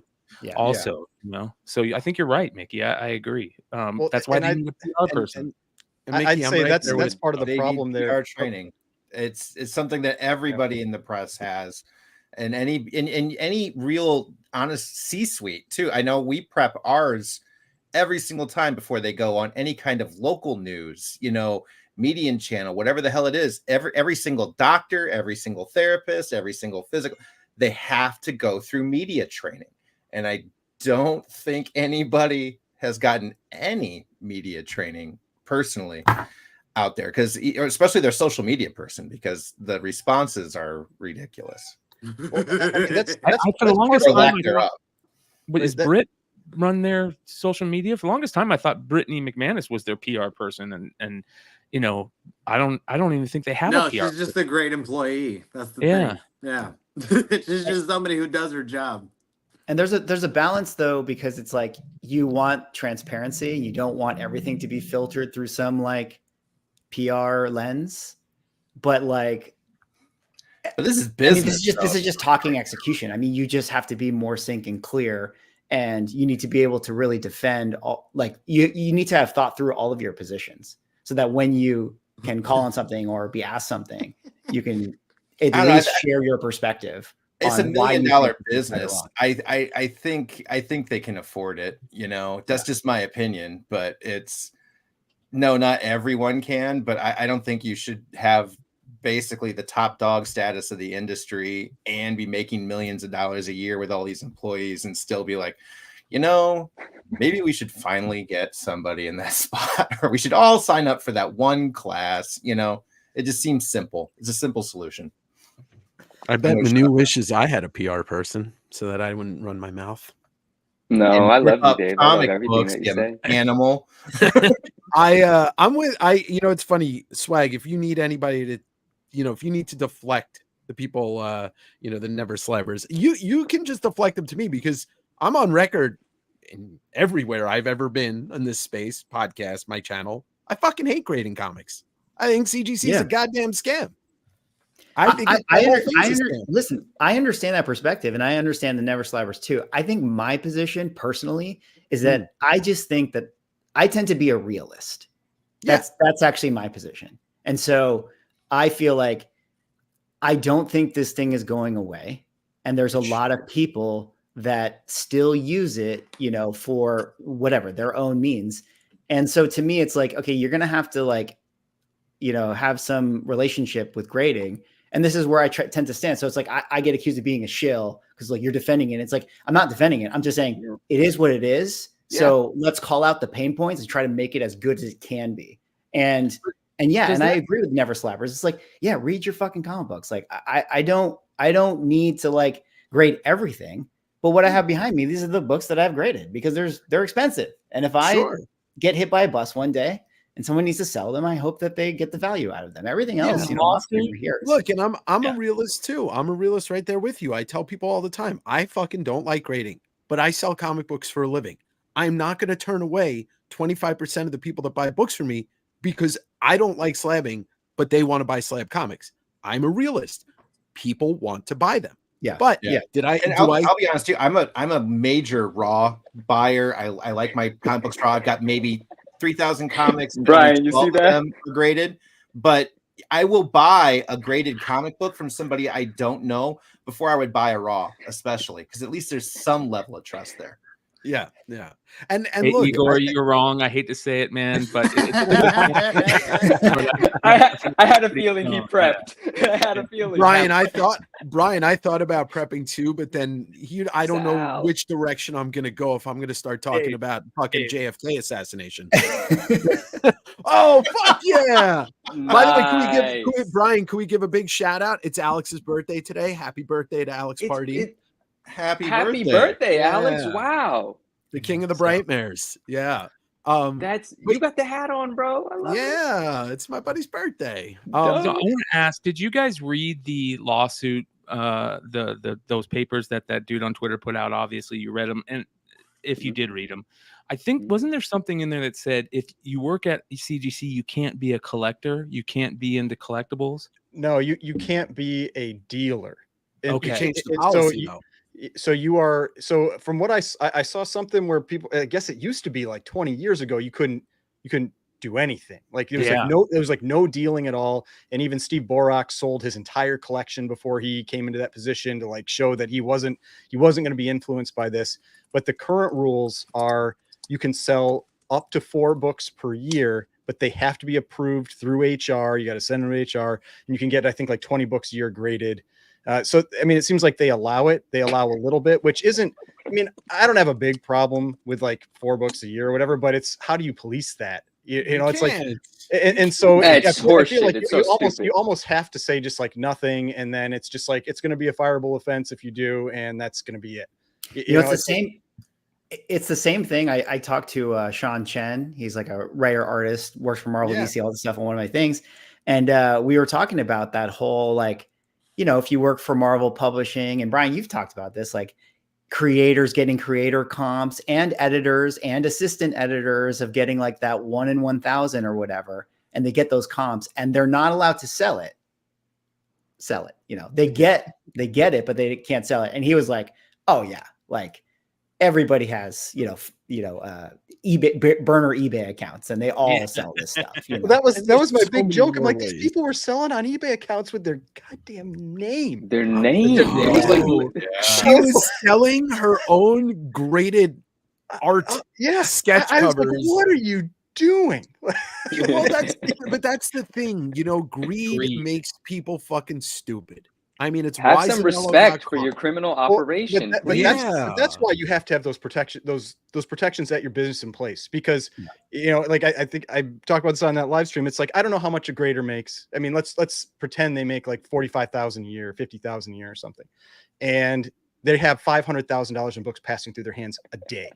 Oh yeah. That's going to get to you after a little while, and you want to have the protections in place so that you can't actually do anything when those intrusive thoughts, start going in there. So sideways question for the chat. Then you think that's what happened with Cadence Comics and the artists as far as things go? Yeah. That has been getting around there. Times are a little crazy. There wasn't enough oversight, and a shop just started skimming from the top and selling art without telling the artists? It's happening in every hobby and every profession right now. People, I mean, are hurting, and it's makes that easier for them to sleep on their, you know, their ethics. And same at the same time, when you're hiring so many people as fast as they're hiring, and not, I guess, training or working with those people. I mean, it's a hard situation to grow like they grow. And man, I don't know. It's very interesting. And whenever money gets involved, I'm sure you guys have seen it. We've all seen it. We're all in the same comics community. And then you throw in the YouTube community, it gets even crazier. It's like steroids, but it turns 40-year-old men into babies. And it also turns 40-year-old men into thieves, Yeah. Criminals. Yeah. Wow. Yeah. No hobby's immune. No hobby's immune. Somebody said it. Let's see who it was. Bronze Age Nerd. I get it. And I don't knock people for grading. I don't knock people for only collecting raw. I don't knock people for buying modern. It's comics. I love comics. And it's preferences. And, just like what's his name said, if you want to collect raw, Ryan Longden, you might get the clap. But it's okay. They got medication for that. So just penicillin, guys. Just nice antibiotic. Gone. Not that I know. I've heard. I've just heard. Oh gosh, this is so much fun. Let's just guys. Keep going. This has been a great night. Yeah. This has been. We really, really, really appreciate it. I know we're coming up on the. Do you guys want to get into the lawsuit now? Should we start the show? Yeah, I know, right? So now we're gonna go live, everybody. So yeah, with the lawsuit though, what is that? 2 employees that got caught forging labels, right? And the Mark Jewelers long guy. story short. Right?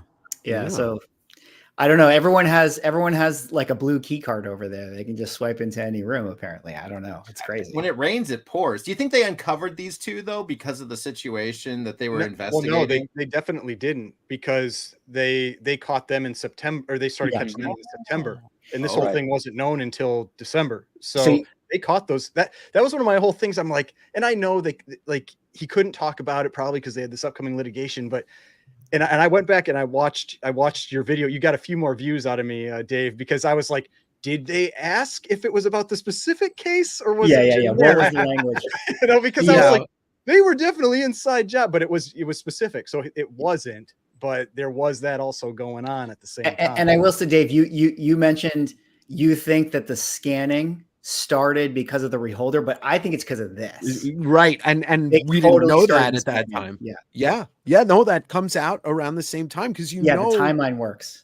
Right. Because it's not like September they discovered these people were stealing. They were investigating them. And then that's when they put it in there. But you're right. It's probably what it was. Remember how there were some questions we couldn't ask and couldn't tell you which ones, but remember? Oh, wow. Now you know. Really interesting. Yeah. Maybe. But not that you're confirming it. Allegedly. Now, allegedly, I just want to point out, allegedly, because it was pointed out in the chat.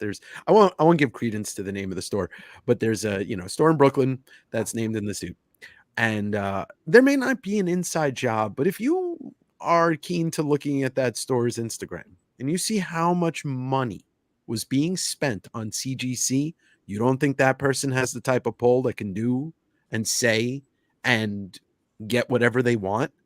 I mean, the money is what makes this company a thing. They're nothing without these big people spending $20, $40, $50, $100,000 a month, and so I think there's a lot more that's going to come out about this. And I just, I'm not a detective, so I can't prove anything. But and pre-code thing, that's a great point. Hopefully this scares the crap out of anybody else that's still there doing inside jobs. Yeah.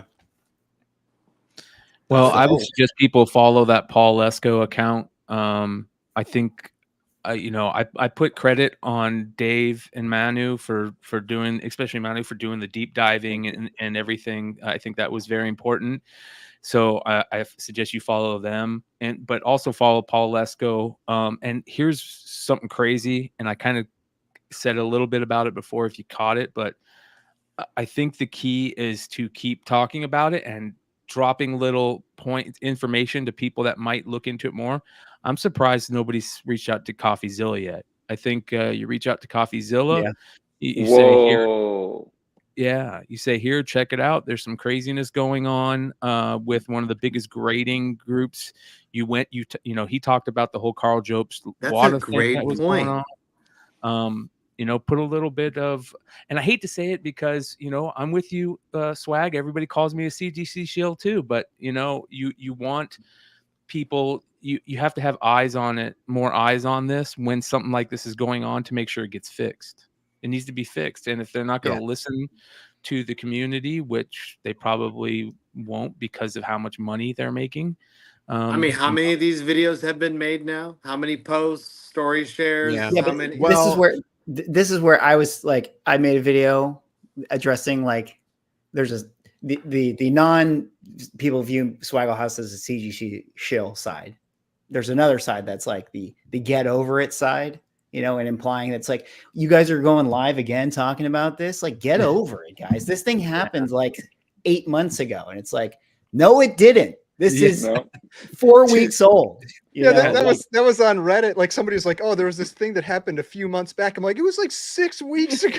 Yeah, it's like, it feels like a few months. That 5 years ago? Like, no. Well, and you want to keep putting the pressure on because all of the discoveries haven't been made. We're now looking at 2,000 books in this 2,000 plus books, but a list still reflects 300 and change. I mean, come on. Well, and somebody made a comment on that on a video that, and it was a good point. It's like the person, like if this person was all, and it said they were also swapping out books and not sending them back in for reholdering and selling. That means that's not even part of the 2,000. That's just books they maybe bought from someone else and swapped out. So it's like 2,000 isn't even the potential limit.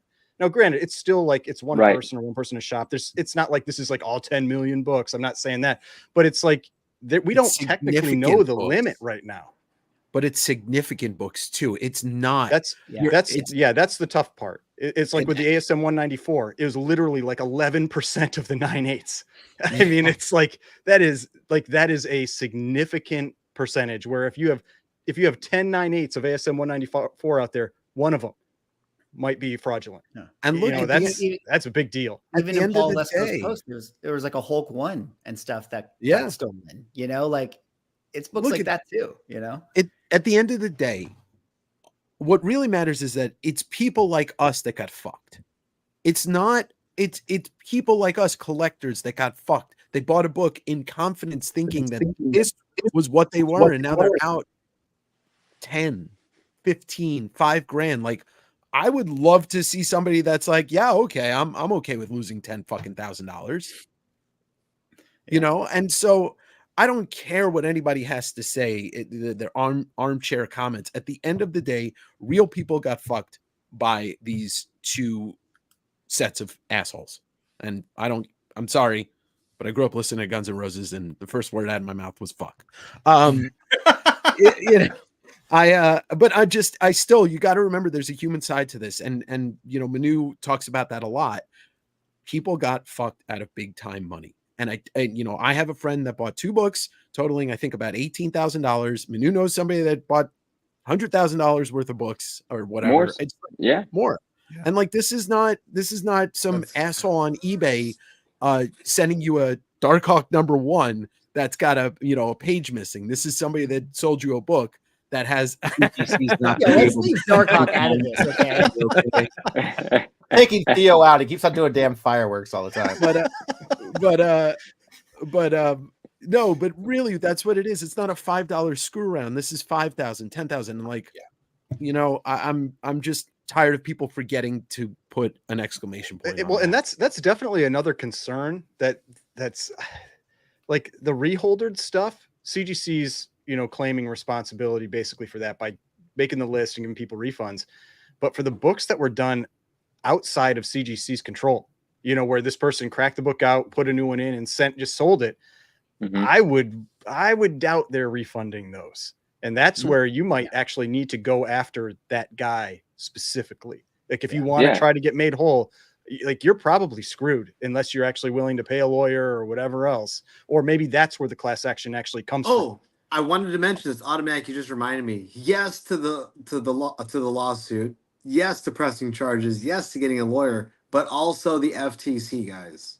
Yeah. It hasn't been talked about enough. It's the Federal Trade Commission. This guy, other people, they were caught selling fake merchandise, CGC slabs on eBay and other platforms, right? This is a reportable offense. The Federal Trade Commission does look into this. I did look into that.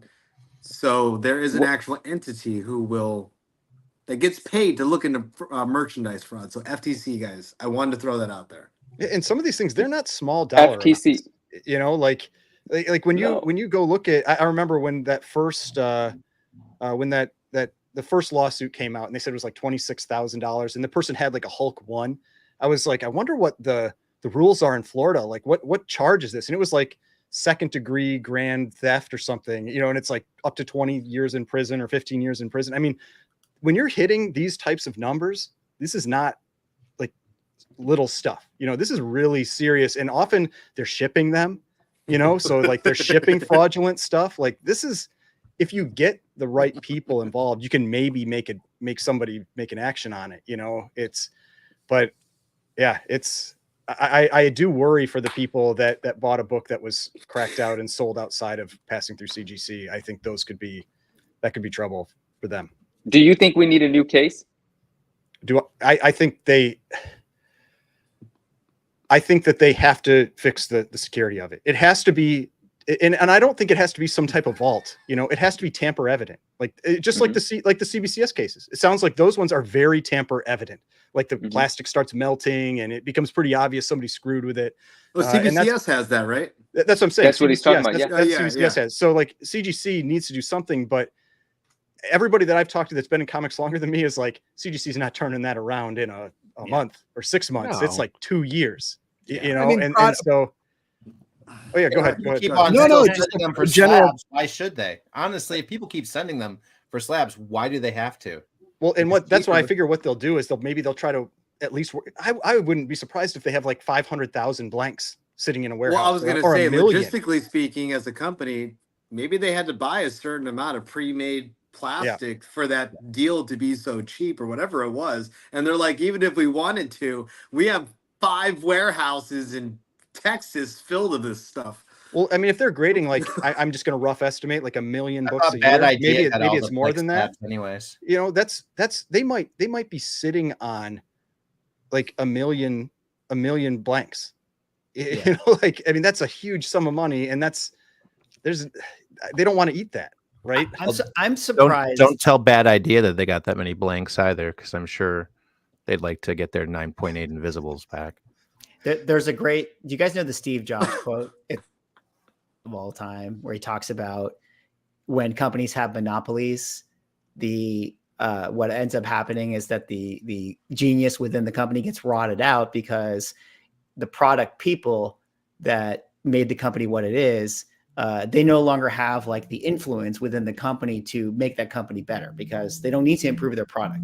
What they need to do is improve their marketing. So marketing people always rise to the top of companies that have monopolies. And then eventually the product genius gets rotted out of the company. So I say that to say this in CGC, it's like, you know, to me, I'm like, their product is their case. Like, why wouldn't they be every year or every 2 years? It's like, hey guys, how do we improve our product? We should make a better case. Like that seems like that would be their product, but they're so complacent. They got a monopoly that they don't need to do their case anymore. Now what you see is it's like, that's why they spend so much time doing signing events and let's do like and giving out fucking trophies and shit to people, retailer, you know? whatever dealers and man, whoever got who would accept those trophies? Yeah, I know what kind of guys accept those things anywads. I mean, I really need to ask that question. What the fuck? Who would do on the headboard? Who gets this trophy for comic book work? Did you look at that with the old lady just kind of? Oh no, I no longer have a pillow. This is what I sleep on. I would. But Mickey, excellent point. And that has, it appears, happened, right? Like, it's just marketing. The brand exists, and they're just strengthening the brand with, you know, collector spotlights. And now they have a new logo. You can tell there's somebody behind. Events and all that stuff. So that's the only thing that they really push. And then that's the stuff that becomes like top of priority for the company, or like, hey, let's do mangas now, let's do pulps, let's do games, you know, all this stuff. So but it's just mind blowing to me that it's like your case is your product. Like, why don't you have a new case every 2 years? It just seems like that's what Did you guys see their MegaCon commercial? The whole, of course, we're at MegaCon yeah. doing Can we blah pull blah it up blah. really That one. quick? Yeah, let Let's me pull it share it. up, yeah. I got it right here. Can we pull that video up really People quick? have been giving them a lot of shit about the MegaCon commercial. Let's look at it. Timing is everything. Oh, I saw that one. It's MegaCon. Of course CGC's here. We wouldn't miss it. It's MegaCon. Of course CGC trading your comics, Can you hear cards, it? games, and movies. Yeah. It's MegaCon. Of course, CGC has great prizes and giveaways. It's MegaCon. Of course, CGC has express drop-off. Make sure to fill out your submission forms ahead of time, and we're ready to take your submissions. It's MegaCon. Of course, CGC has trade show staff to help. Just ask. It's MegaCon. Of course, CGC has experts here to look at your books. It's MegaCon. Of course CGC wants to see your cosplay. Come see us at booth 493. MegaCon. Of course CGC. Look at the With the comments. The comments are where it's at. You know? Yeah. Let's. I just cringed a lot. Are we gonna do like a SNL I where we read bad smell- comments? Mickey, tell him. Mickey, tell him. Tell him. He almost was there. He's not there no more. Wait, what? All right. I thought we were going I to go into smell the a comment parody. section. I do Yeah, smell a parody. bring up the comments. I coming. still got it up, Phil. Look at these comments. I'll bring it back. I'll bring it back. I'm serious. We should all practice. We should all take turns reading these comments. MegaCon. Of course, CGC should be embarrassed of themselves after these last two scandals. It's MegaCon. Of course, we might lose your books. Oops, they were stolen. Sorry. Here's a 9.9 pre-screen to destroy the market. Like, it's CGC. Of course, they grade your books. The grade on your books won't be accurate, and our employees are sketchy. That one made me laugh so hard. Of course, CGC will replace your real comics with fake ones. Like, Rain, Jesus. Rain in threes. Of course, no one's minding the shop back home. It's MegaCon. The Bud Light of comic grading. Oh, man. Ouch. Of course, our wife left us for the karate instructor who sold a 9.8 Amazing Fantasy 15 with spine ticks all up and down the book. Jeez. hey, and look, at least there's one nice comment. Will you be at WonderCon? Look at that. I got faith in the world. I have a Art of Men definitely has not heard of what's been going on. I have a Right. Yeah. I have a legit question. You know, the indecisive, you know, the split on everything that's going on right now. But if CGC was to come out with a new case, how fucking crazy do you think it's really going to be? Everybody's going to be like, I have to pay all this money now for a new case when they charge $40 for a reholder. It's never going to end. This is a stick of dynamite that will just keep going off.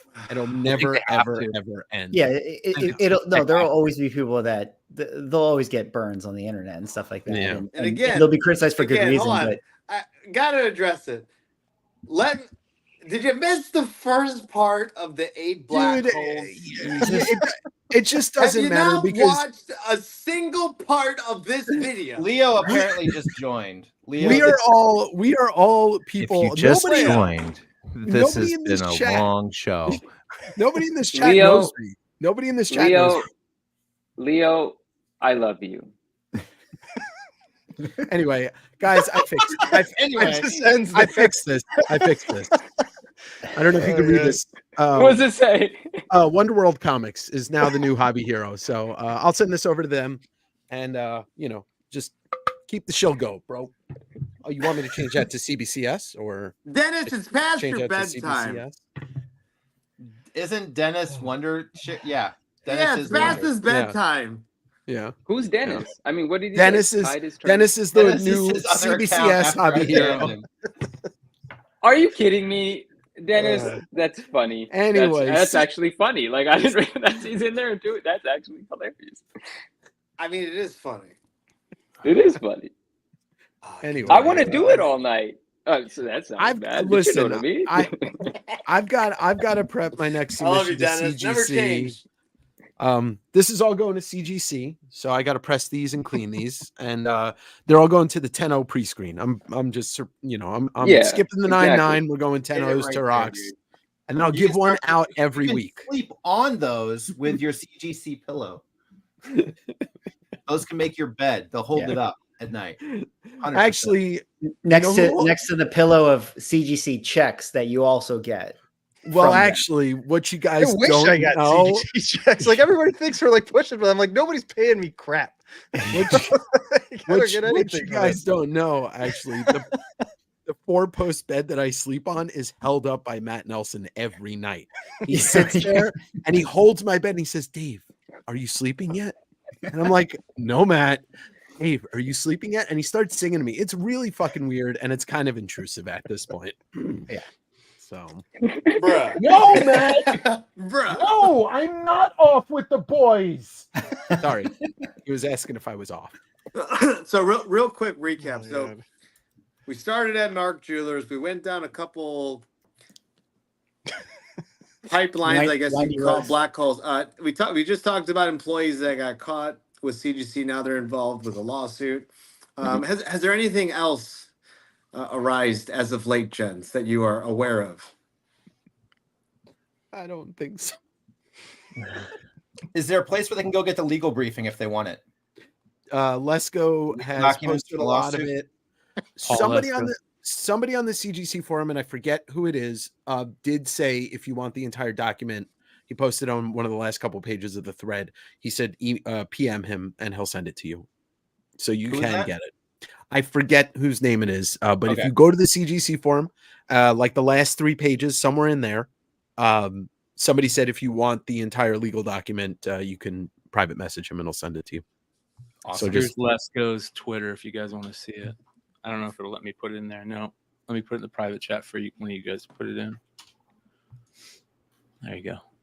But that there's that comment there about, you know, people making videos about trying to break into whatever new case they have. Like Dave with Comic Book Investments, he was talking with CBCS and he had a really good idea where it's like they should put out bounties on their cases, you know, like when they're or like do like what software companies do, and you know, you actually reward someone for breaking into your case, because then you can, but you want them to do that privately and give that to you so that you improve your system and not necessarily publish it on the internet.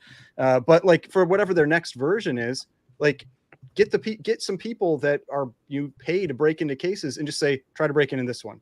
Next iteration, try to break into this one. It's like the, you know, like the Incredibles, you know, like the machine that kept getting stronger and stronger. Like you do that until you get to a point where it's obvious that you can't break into it without obvious damage to the case. I mean, it's just, there are so many things that they can do. And that's been one of the more disappointing things is just that we haven't heard anything on that front yet. Yeah. His name on the forum is Comics for Fun. COMIX for Fun. That's who advertised that he will send you the legal document if you want it. And yeah, it might be interesting to read through. I'm curious to ask the panel the same question I asked Manu when we had our conversation, which is, if you were to open up CGC's MO, their company Bible, as far as like what it is that they do and provide, do you think case security is in there at all? Like, do you think that that's actually what they think they owe the community? I don't think they even look at it that way. I think it's just money. I think it's just money. How much is it going to cost to shut these people up in general? And I don't think they care at all. I mean, I think they care in that it's hurting their business. So I think that will cause them potentially to change. Right.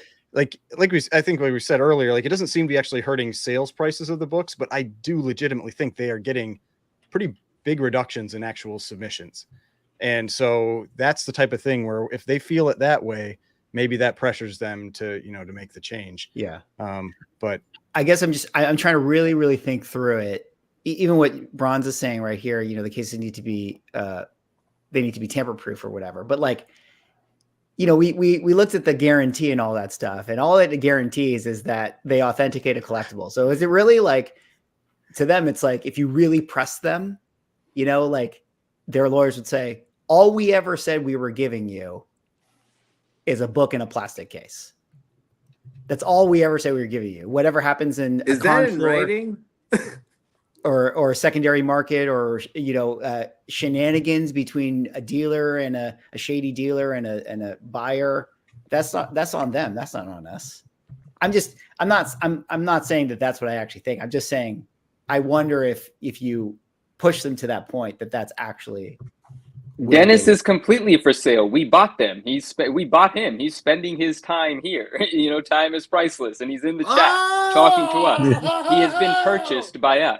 Manu, right. He's not too sure about us, but it's okay. I get to talk to Todd McFarlane and Eric Larson on my channel. And the sad part is, like, if Dennis has like a critical stance on CGC, I would appreciate that. Like, I would love to know what his take is on it, because CGC sucks, and it's like, I would love to know what those conversations are, but being rude before having a conversation doesn't allow an opportunity for it, but whatever. All right. I Rage is up there. He's like, just ignore it. Just ignore it. I gotta go talk Matt Nelson. He's not ignoring it. He wants to see the anger right now. Dennis, we appreciate your time. It's invaluable. You'll never get it back. It's ours now, and we appreciate that. Thank you. Guys, it's been a hell of a night. I really just want to be respectful of everybody's time. We're coming up on 2 hours. I know I asked in the chat, a couple of you are good. Oh, Phil wants to be respectful or something. Yeah, I know. I'm sorry. Phil, you're right. You're right, Phil. We should really start the show now. I know. So I'm just making sure. No, let's, yeah. Everybody's good. Hey, Dennis, it wasn't me. I'm on my phone tonight, okay? Someone else is driving, okay? Okay. Dennis, we wish you the best. We wish you well. Thank you for the conversation tonight. Thank you for being here. In all honesty, thank you. And we are on the same side, whether you want to believe it or not. It might just be more entertaining for you to believe otherwise, but we are. I'm on this side. I'm on. We know CC you got page, and I don't know if this is anything, but it says here these services. They list all the services they offer. All the different grading companies they own. Yeah. It says these services share a common approach that is rooted in complete independence and objectivity. CCG companies do not buy or sell collectibles, and their full-time graders are prohibited from commercially trading to prevent conflicts of interest. In addition, a submitter's identity is always concealed. These measures ensure a fully impartial expert opinion. Those who submit collectibles to a CCG member company can count on their integrity, expertise, reliability of a proven process. The services provided by a CCG member company add transparency to the market and give greater confidence to buyers and sellers around the world. Where's that confidence again? I feel a lot of Mayweather in that language right there. You know what I mean? I mean, and that's why they're suing, though, right? Like, because that is now all like brought into question. Yeah, hell yeah, it should be. I mean, your name has guarantee in it. Yeah, there's a lot of brand damage with this. They should be getting they should be getting compensated for. And if they don't fix that case, then I mean, it's good that they're going after these people in a lawsuit. They should be. If you fuck with our money and this and that. Hey, can we do a giveaway before we end the stream tonight? Yeah. Okay, everybody. Give me a second. Let me get it all ready. Yeah, we're gonna get this thing running, guys. Manu's gonna give away a dinner for two with him. No, I'm gonna give away something that I love very much, and it's gonna be raw, and I'll pick it out of my box in a second. Sorry. And so I want to give away something I love very much. I love Wizard #1. I love Newsstands, and we don't like CGC. So I want to give away a raw Wizard #1 Newsstand. The hashtag that we're going to run when we're ready for it. Oh, no. Because giving you guys listen, there's somebody with us that needs a lot of love, that hasn't felt the affection from the community. It's clear. So hashtag I love Dennis, and you are going to be entered to win a raw, decent grade Wizard 1 Newsstand. Hashtag I love Dennis. Not yet. Phil's going to tell you when you could do that. If you're actually, I love Dennis, everybody. I love Dennis, please. My man needs love. Let's be here for him. Also, wait, hold on. President and cabinet chief. This is also Secretary of Defense. For all of you comic fans out there, that hashtag means that you used to like Garth Ennis, because it is I loved Ennis. Okay, whatever Manu, Dave can just you said. talk? But Can you explain something to me real quick? Can you explain what you talked a little bit on Swags, and I must have missed it if you talked about it more. I apologize, but yeah, on sure. your recent video with Swag, you brought up the file copy wizards. I want to hear why those file copy wizards are so. You want me to open that can prevalent. of worms right now? Yes, Oh I shit! do. Yeah. An hour almost. Well, Why- let's get ready for why- hour 5 because All right, we're everybody, done by that keep- time talking. Get the I Because- love because- Dennis coming in. Keep the I love Dennis coming in, Got and 25 entries so far. keep them I like coming, doing guys. You know Keep what? them I'm coming. gonna This enter is too. this is Oh, yeah. this is a valuable item, and it's not a file copy. This is a naturally circulated in the world Wizard Newsstand. Now, thank you, everybody. Thank you for participating. We all love Dennis. Dennis, Hey, babe, do put me the a fucking favor. Can you hashtag go in on here, all brother. of Win our yourself something. phones and go to my YouTube and type in I love Dennis? Yeah, everybody get in here. I love all you guys. Thank you. Okay, Mr. McClay. I'm going to try to keep this short, my friend. I just have to because I went on this thing last night as well. Generally speaking, when you have a comic book, you might have hundreds and hundreds of graded books, and there might be a few file copies, and they're respected. They're special. The creators had a file copy for whatever reason they did. And when they decided to grade it, they let CGC know who they were, and it got a file copy designation. They're special. Let's think about for a second the San Diego Comic-Con edition of the Wizard One. In terms of print, in terms of distribution, it is the lowest printed one. We don't know how many newsstands were printed, and that's not broken out on the census. But when you think about the newsstand and direct, newsstand exists less than direct. Newsstand exists far less in high grade than direct. But let's not talk about those for a moment. SDCC. I'm going to get some of the numbers wrong. It's been a while since I talked about this, but if I remember correctly, 100,000 were printed. No, that's wrong. Sorry, 10,000 were printed. Yes, 10,000 were printed for San Diego Comic-Con. 5,000 were distributed. And Dave, then don't put that comment on there.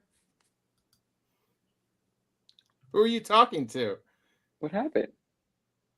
I don't know. Let's hear it. Don't put what comment? Yeah, sorry, I don't know. Yeah, let them have their fun. Okay, Theo's talking to somebody. 10,000 SDCCs were printed, 5,000 were distributed. The rest, I was told by the founder of Wizard, Garib Shamus, many, many years ago when he first got introduced to me as a heavy collector of Wizards. Anyway, he said to me the rest were destroyed or they were just thrown away. Sorry, they were thrown away because it would cost too much to ship them back and they didn't have place to store them, whatever. Right? Fast forward a year and a half. I've been grading and selling Wizard Ones. Many of my friends are grading and selling Wizard Ones, and the McFarlane signing has now been announced, right? I get introduced to, I'm going to leave names out. It's in poor taste. Please, I don't want to be full screen. I'm going to be really upset looking. I want to look at the people that I'm speaking to. Just if we could go back to the title, that'd be great. Thank you. I appreciate that. Thank you. Because I want to look at Bryan when I talk to him. I want to see him. And so enthusiasm started to increase. I appreciate it. Thank you. So enthusiasm started to increase. People started buying these. The prices started to go up. The value started to not just be privately transacted, but they were recorded on all of the data sites and people started writing articles. Well, a family member of Garib Shamus's was like, oh shit, we still have a bunch of these fucking wizards. And the one that he had the most of was the SDCC copy. And a lot of them was really high grade. Now, before he caught wind, there was only like 498s on the census. That's it. And one had just sold for $7,500. When he saw that, his greed kicked in big time. And he went into his warehouse and pulled out about 100 SDCC copies. And we were in communication. And I'll get into why later. But I was aware of this while it was all happening. And I told him he's going to fuck everything up. That's a bad move. You're not going to get your money out of this. You think you're going to grade a bunch of 9.8s and they're all going to sell for $7,500 fucking dollars? As soon as anyone realizes you got more than a few, you're fucked. You are fucked. It's just like, I was gonna say exactly. that Nether Realm or whatever. Right. And so he not only does he proceed to, ask me about grading these magazines, what do I think about them, so on and so forth. I provided my opinion. He also gets in touch with CGC and he says, I want a pedigree. CGC said no.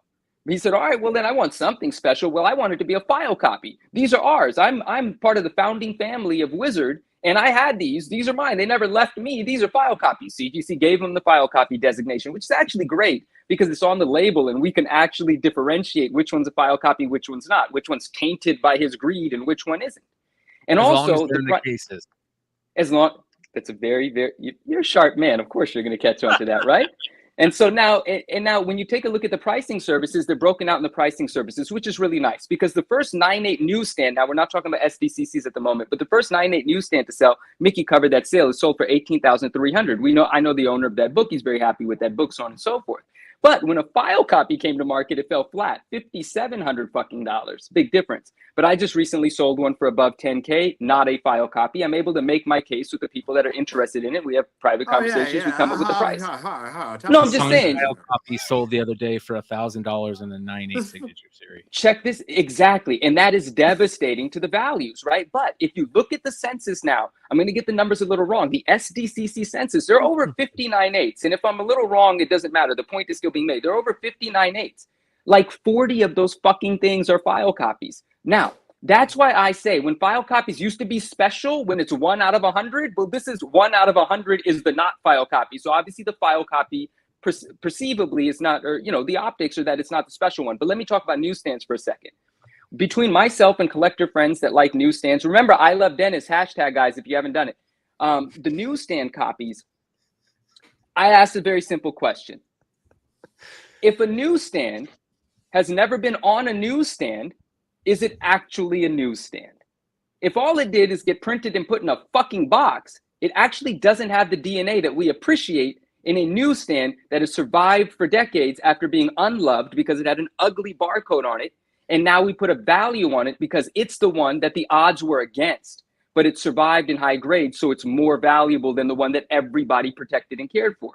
Well, it's if like your newsstand never, of course, but if your newsstand was never on a newsstand, it was never distributed, is it actually special that it survived in high grade? Or is it just like the other SDCC that never came out of the box until the values were cemented and then somebody decided to try to milk it all for what it's worth, in the process screwing everything that he might have been able to do with it if he was more respectful of not only the book, but their legacy as a family, perhaps, is something to consider? Are you talking about Seamus? Or are you talking about the people that got caught doing the market report? Or are you talking about the people that got caught recently? Because I feel like they all could be, connected in there in that greed thing that got them to get caught. There's a certain sort of person that doesn't care about the community, not the community, the community, but even better, the hobby that provides the opportunity for wealth. They don't care about it, right? They get in and they get made, they do really well, but fuck it. Let's milk it for all it's worth and then leave it dry. Just kill it. It could literally feed you for your entire life, but no, let's try to get extremely greedy so no one can have a business.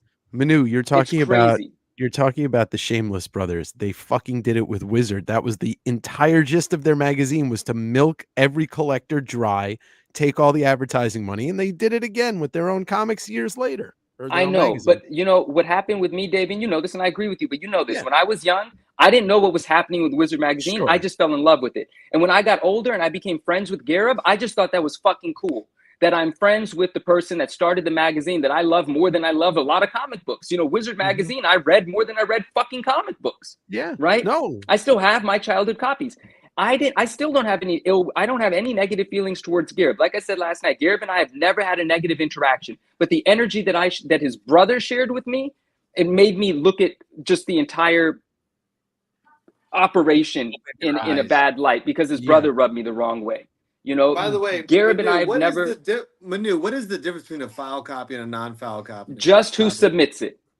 That's it. Just who does the paperwork to submit it to CGC. If I'm not mistaken, it became a big thing with Gaines at EC, right? Yeah, they found the Gaines file copies are the big deal, and those are the real deal because those books should artists or creators. Theo will get copies of their books and they'll keep them, right? For a long time, file copies were like either what's it called, where you put them into other books, like bound, or holes punched into them, because they're kept as file copies for the creators to say, okay, I did this, as a thing to have. And that's kind of how it started. And now everybody, because Seamus is a brother and he's part of Wizard, he can say it's a file copy, and CGC will give it to him. That type of thing. And you got who's the artist that we just went over, a big artist that's selling Plug, is selling a bunch of his stuff. Mike Plug is selling a bunch of his stuff on eBay, and they're all file copies of Mike Plug, and they went for a ton of money, because they came from the guy who drew them. You know what I mean? So, I mean, the Stan Lee file copies do have provenance too, but I've had dealings with Steven, and I'm not a fan. So when Manu told me all this, I was like, yeah, that checks out. Jeff's coming up with a new business opportunity. Yeah, well, it's let's just say it's been put on the screen for the first time, but it's not something that people haven't already thought about and gotten involved in, But yes, if you want to risk attempting to get the grade again, that's the only risk. The risk is, will you get the grade again? Is the only risk. But yes. And Jeff, if you want to see some of the, because like the Gaines file copies are the ones that are super high grade, but if you want to see some where they're like the hole punch type ones, just like look up Bob Kane file copy, and you can see some of the really old like detective comics that were his, and they're all hole punched in the side because they were probably just in some binder or whatever. Folders, yeah. And so yeah, I mean it's cool to see them. I mean, just because that adds its own little bit of history to it. Yeah. Yeah, man, that blew me away when I heard that on Swag, because I, like you, am a huge Wizard guy. Nice, man. I still have stacks in my shitter probably downstairs. You know what I mean? It's the ultimate shitter reading material. Yeah. And it was great. Of us that are this age, I'm in the 40s. Come on, what payola? So a lot of us are grew up, and our knowledge came from reading Wizard magazine, from looking for the little ones and the little, origins, first appearances. That's where we fell in love with big books and keys, is that magazine. But in that, Bryan, is the reason why comics went down the fucking shitter in 94, 95, 96, 97. And basically we lost comics for 5 years because we were all promised by the top 10 lists, and this is why I hate top 10 lists. We were all promised by top 10 lists these books were going to be worth money, and Valiant and Image were paying them advertising bucks, and Seamus was just being like, yeah, we'll put your books here, and it was preying upon us, and I fucking love that magazine. Absolutely love that magazine. But what I see in that magazine is what I see now these days. And I just don't want to see comics go through the fucking sewage system again. I don't. We're right. I'm with Dave on this, man. I am wholeheartedly with Dave on this. I was just going to say that. I was going to be like, we all know you're supposed to buy Spider Boy. I mean, that's retirement money right there. But I will say this, and this is just a plug for something that I absolutely love that has nothing to do with me. If you want to learn a lot more about Wizard Magazine and what was going on, watch Cartoonist Kayfabe's breakdown of every issue from 1. I think they're up to about 70 or 75 now. And it really shines a light, because who thought 30 years later we would have a chance to look back on this with hindsight and know exactly where it all fucking crumbled? That's it. We're all content creators here, and I think if you guys have followed Cartoonist Kayfabe, you'll agree with me that Cartoonist Kayfabe is the best comic book content. 150%, no doubt about it. And I died a little bit inside in the best way possible this week when they shouted me out on the TCJ episodes with the Hart Fisher interview. Yeah, I died. I fucking died. Los is giving me a little push here to defend my top 10 list, and it's not my top 10 list, it's Stein's top 10 list, and I'll defend it to the day I die, because Ben Stein is a good man. And a Supreme Love, you're right. I'm not going to refute that at all. There's a lot of things in play, but that was a huge part of it. I know it got mentioned briefly, but Dave interviewed Todd McFarlane a week and a half ago on his YouTube channel. So if you like Todd and you like conversations with Todd, you don't have to like maybe watch that video. You don't have to like Todd to watch it either. You could just watch it for Dave. At least go there and give it a thumbs down in a comment. It still helps. Yes. You guys think the thumbs down hurts? It actually helps. Look at Derek. It's good to have a little negativity on the video. That is hilarious. Dylan, don't tell them that. It hurts my ego, though. Now they're not going to click either one. Now all of a sudden, Instagram's not getting any more feeds from us. I missed what you guys said. I'm sorry. You guys must have said something good. I was looking at Derek's hashtag over here. Oh, man. Yeah. All right. You guys ready to do a drawing? Let's do a drawing. Good luck, everyone. Let's do a drawing. All right, guys. So, ladies and gentlemen, I love Dennis. Going to draw it now. Good luck, everyone.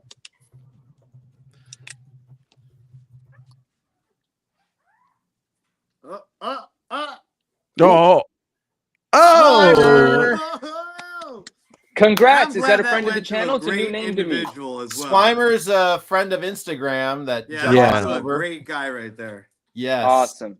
Swimer, if we're not already connected, that's awesome. If we're not already connected, and if we are, forgive me that it's escaped me at the moment. But if we aren't already connected, please just find me on Instagram, the 9.9 Newsstand. Shoot me a DM, and just shoot me your address. Obviously, yeah, I need your address. So just shoot me a DM, shoot me your address, and sometime this week, a wizard's gonna head your way. So congrats, and I hope you're still with us. I hope you're aware that happened. In worst case, you can always message me or Phil, and we'll shoot. Yeah, you we'll find him. We'll get in touch no matter what. Yeah, Manu, I think I know who that is actually. I'm pretty sure you're gonna want that wizard, my friend.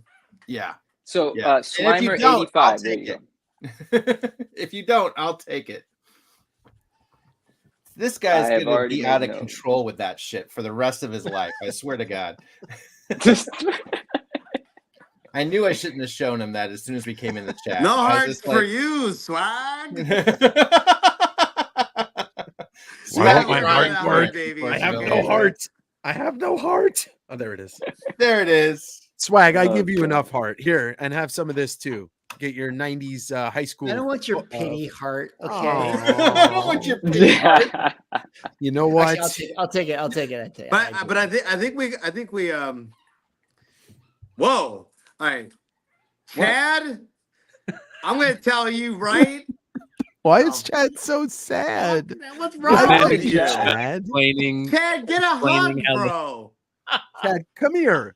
Chad, come here. Chad, Chad, what happened? Chad, hit me up. Swag's giving you a heart.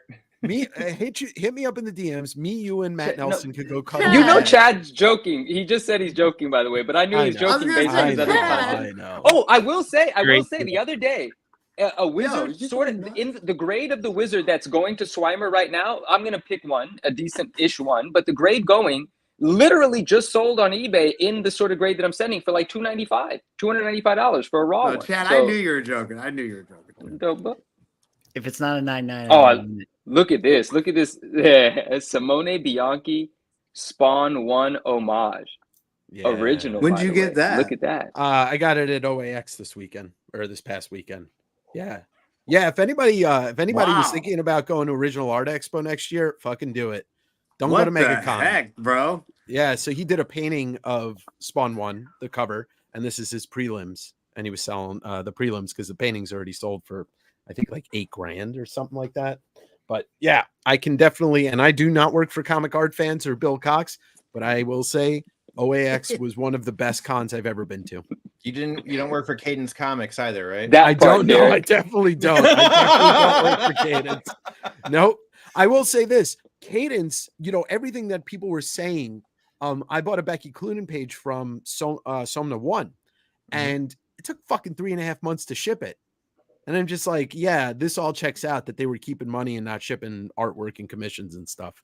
Yeah. Look, that's the thing. The responsibility of sellers really needs to uptick after all the stuff that's just happened in the last 6 weeks, original art sellers and comic sellers. So, the community's changed over a lot since COVID. We've seen a lot of people go. There's been a lot more people going than coming. So, and unfortunately now we're getting into the bigger level cheats, because I think you could spot the crappy people earlier. You could start to see them washing out quickly. But the people that made it to the top of the game, that higher part of the mountain peak, they're starting to unravel. Yeah, and that's always the question. Like, what else is going to come up, and who knows? Hey, look, me and hold on, I gotta point this out. For the first time in 2 hours and 13 minutes and 18 seconds, I agree with Dennis on something. Show for OAX, because you are putting money directly into the pockets of the artists. Awesome.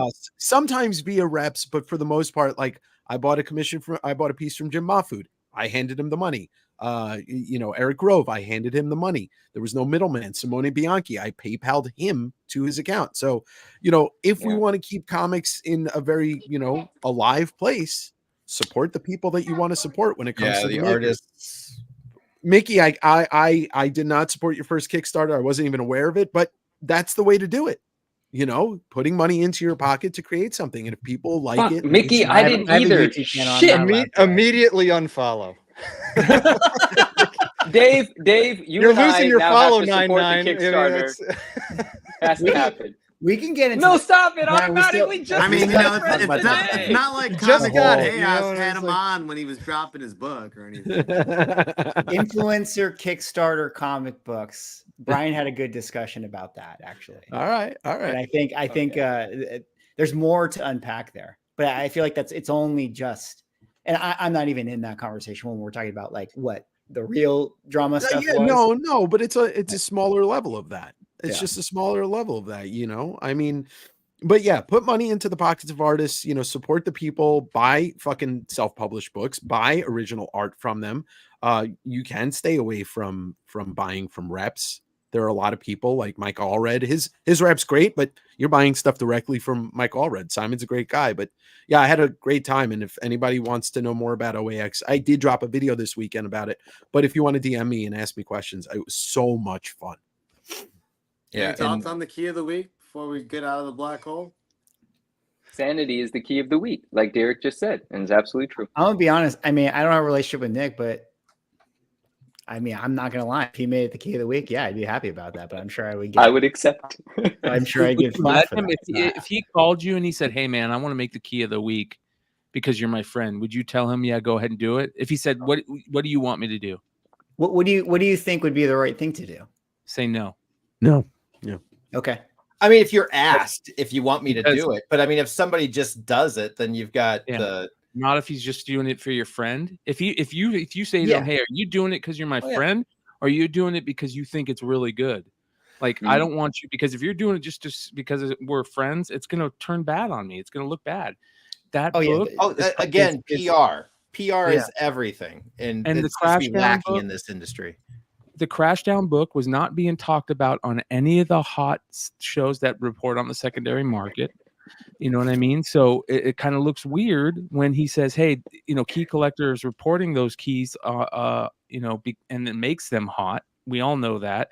It's going to make it look weird for Tom. Even if the book is good, it's going to make it look weird. No, I'm not allowed near this conversation. Yeah, did I say that right, Dave? Near this. I'm taking Dave out, guys. He's saving him ahead of time. Just letting him hide. But along those lines, it's hard because there's, we brought this conversation up about influencers and comic books and this and that, and I don't think that Mickey is necessarily just an influencer. I mean, he has a background in writing and working in the field of writing. Whether you guys want to believe it or not, he actually has a secondary profession that he's pretty damn good at. And there's a little bit of a difference there, but Tom isn't that. You know what I mean? Tom's a YouTuber that is. And I got all the respect in the world for Tom. He's a YouTuber that's kind of a carnival barker, right? He's very excited. He's telling people he's got Wizard Magazine. He's Wizard Magazine, exactly. And I think that it probably. And I'm a fan. I consider Nick a friend. I consider. I have never met Tom, but I have respect for him. I think the comic is. I've read the first issue. I'm gonna wait till see what happens at the end. But so far, it seems it's not terrible. But it's got to be something good for it to be on that list, in my opinion. Especially if you're friends with them, because then it looks like you're grifting or you're shilling. Yeah, friends. I mean, isn't he a part of the ownership of Key Collector, or at least a advertiser of it? He's got his own. At least he was. Well, he's an advertiser. I have no idea what his pay structure is. Well, look, I mean, that's Wizard Magazine all over again. You advertise with us, we'll put your thing on the list. Yeah. I think That's, it just isn't looks, that I think isn't it just that the looks bad. I think it was just a bad business move. I don't think anybody thought it through. I think Nick thought he was supporting a friend. Yeah. I don't think Tom asked him. It's a I bet you person Tom- that real Tom, quick, he to doesn't ask real Tom need if quick, he knew. but before I comment, was it a was it a top list or on the spec list? Keys of the week. It was key of the week. Yeah. So that's definitely a favor. And I mean, yeah, if I had a company like that and any of you guys were wanting similar favor, I mean, I'd probably do it for one of my friends too. Oh yeah, hell yeah. Yeah. That's a hard thing to say no to, but Yeah. I'm not it's saying I'm also not going to get important. negative feedback as a result of that, or whatever the case may be. But yeah, But Nick, for a you friend, would- I would be willing to sweep that negative feedback under the rug and tell everybody to kind of deal with that, because it's not a secret that we do business together anyways. But at the same time, too, I think the biggest difference too between different creators like Swag and Tom's though too. Tom had a publisher, Swag didn't. Kickstarter. There's, to me, in my mind, like I've been working with Kickstarter guys on my Instagram channel. That's where I started. That's where I started doing my interviews and cut my teeth. It was just I think with that's Kickstarter different though, guys. right? Like I've never really associated Swag for working with and or alongside Key Collector in any capacity, as far as I'm Not aware. only But is it- but let's say, for example, if Shortbox showcased Swag and said, "Hey, this guy's got a brand new book coming out," That's a different that to thing. me is I'm like not the similar saying thing. that's- It's like, you know what? I don't Here's the see a thing. problem with that. Here's the thing. The We key of the all- week though thing, I get that discrepancy. We're all The in helping the a friend though out, absolutely not. But here's the thing. We're all in the know. I'm thinking about the people that don't know there's a connection. So they're being told that this is a Right. hot book. There's no fucking asterisk that says this is my friend. Yeah. So that's the problem I have with it. If you're not telling people there's a connection, then you're trying to falsely make this thing a hot book. Hot book. And at least say what without the telling key people. is. Yeah, like There that, probably is a key of a first appearance or somebody in that storyline, right? Like at least Well, it's the first story say ever. what It's- it The whole is. thing's a key, of course, but well, right. that's the no-brainer to say it's the one it of a the key? week when Marvel Why and is it a key? DC and everybody's out there. It's hard to, yeah. Why is it a key Friendship. though? Why, like, what do we call friendship keys? key. We need to define what keys Yeah. are. Well, one time I did talk to Nick, but this was like 2 years ago on my channel. I had an interview with him, and I asked him what was a key, and I think his definition, I'll probably butcher it, was something to the effect of an issue that a collector would want to know about. So, like I think he could, on a technicality, say some collector may want to know that this YouTuber, influencer person wrote a comic book. And that's why I define it as a key. But if that's the definition, my friend, It's very then broad. yes. I it's can't very, very argue broad. with Yeah, that. yeah. That's- And again, I'm not. Meanwhile, Theo and I are going Right. to have a comic in 2 weeks, just to let everybody know. Oh, I gotta go. I'm not excusing, like there's a lot of issues with it. The optics are bad, and what Key Collector is, it's like it's not like Shortbox. Shortbox is like a selling platform. It's not like a hot list sort of news listicle app, so they're different things. So it all Phil depends. said Yeah. that I can is see how it would probably fall in the the key biggest point. category though, based on what you said though, Swag. I mean, good amount of people know of Tom. I mean, this is his first time publication, which does have a company backing him. I mean, there's a lot Which of he worked artists, for, which he worked for. right? And there's a lot of artists who, as well, have gone ahead and done variants of this That's the cover. I problem. mean, it's Theo, yeah, that's the problem. Like, if it's Phil not like brought it's up how not getting some Mickey's attention, a right? Kickstarter, right? Mickey's a Kickstarter. Right. He's kind of putting it on them.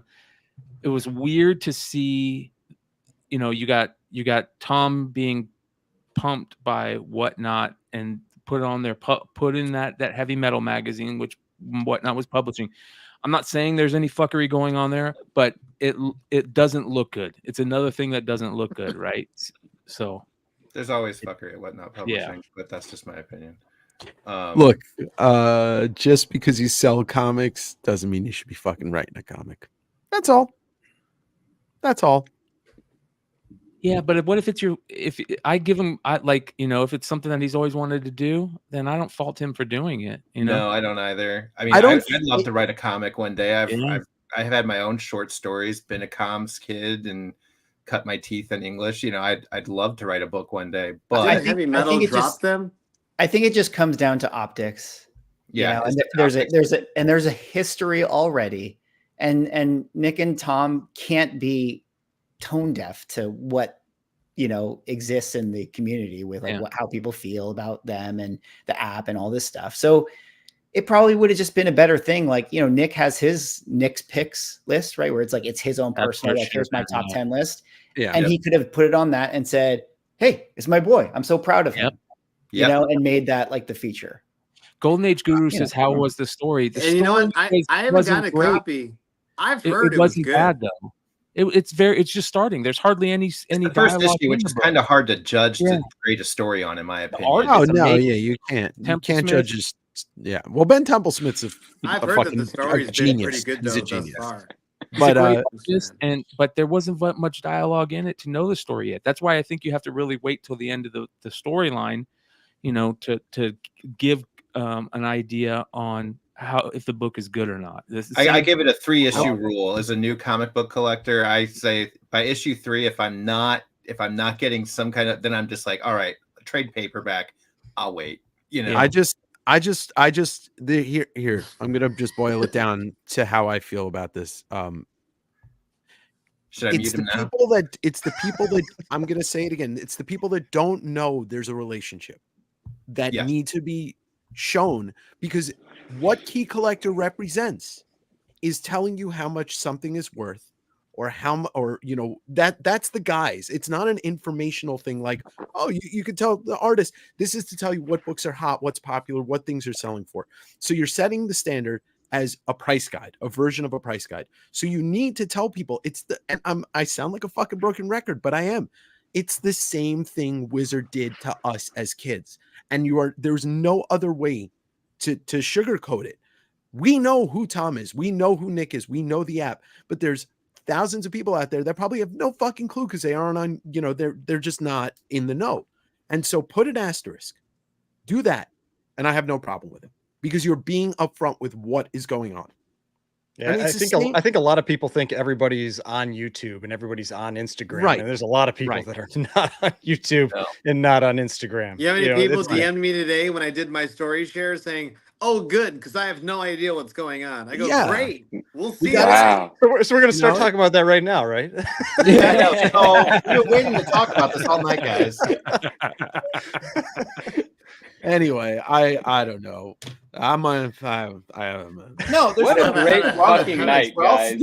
Everybody here is being respectful. Nobody's being disrespectful. I love Dennis. Just because we can disagree on Dennis things, it doesn't mean we're being mean. It just means we have personal differences of opinion. Yeah. Nobody's attacking anyone here right now.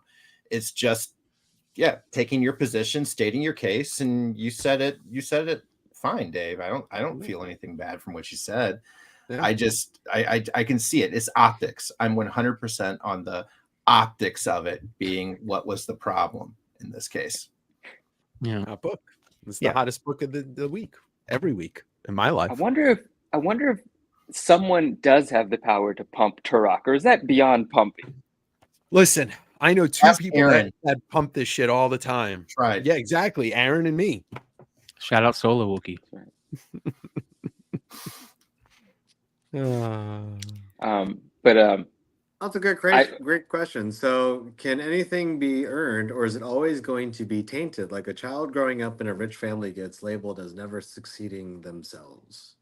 I mean, it's a hard thing because again, so what could be thought of with like someone like Tom, it's like you've never written a comic book and you've like worked with Whatnot and they like gave you an opportunity and there's some nepotism stuff going on and people don't like you because you're an influencer and blah, blah, blah, and all this stuff exists.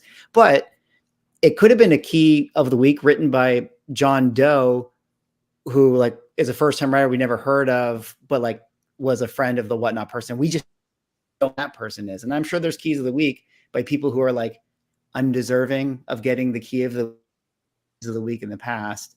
So it's hard to say like where the line is, but the only thing that makes it different is that Tom just is who it is. And I'm not saying it's right or wrong. I'm just saying when Nick decided to do it, like you knew it was going to have this like baggage. If Tom knew, Tom might not have known. Yeah, maybe he didn't know.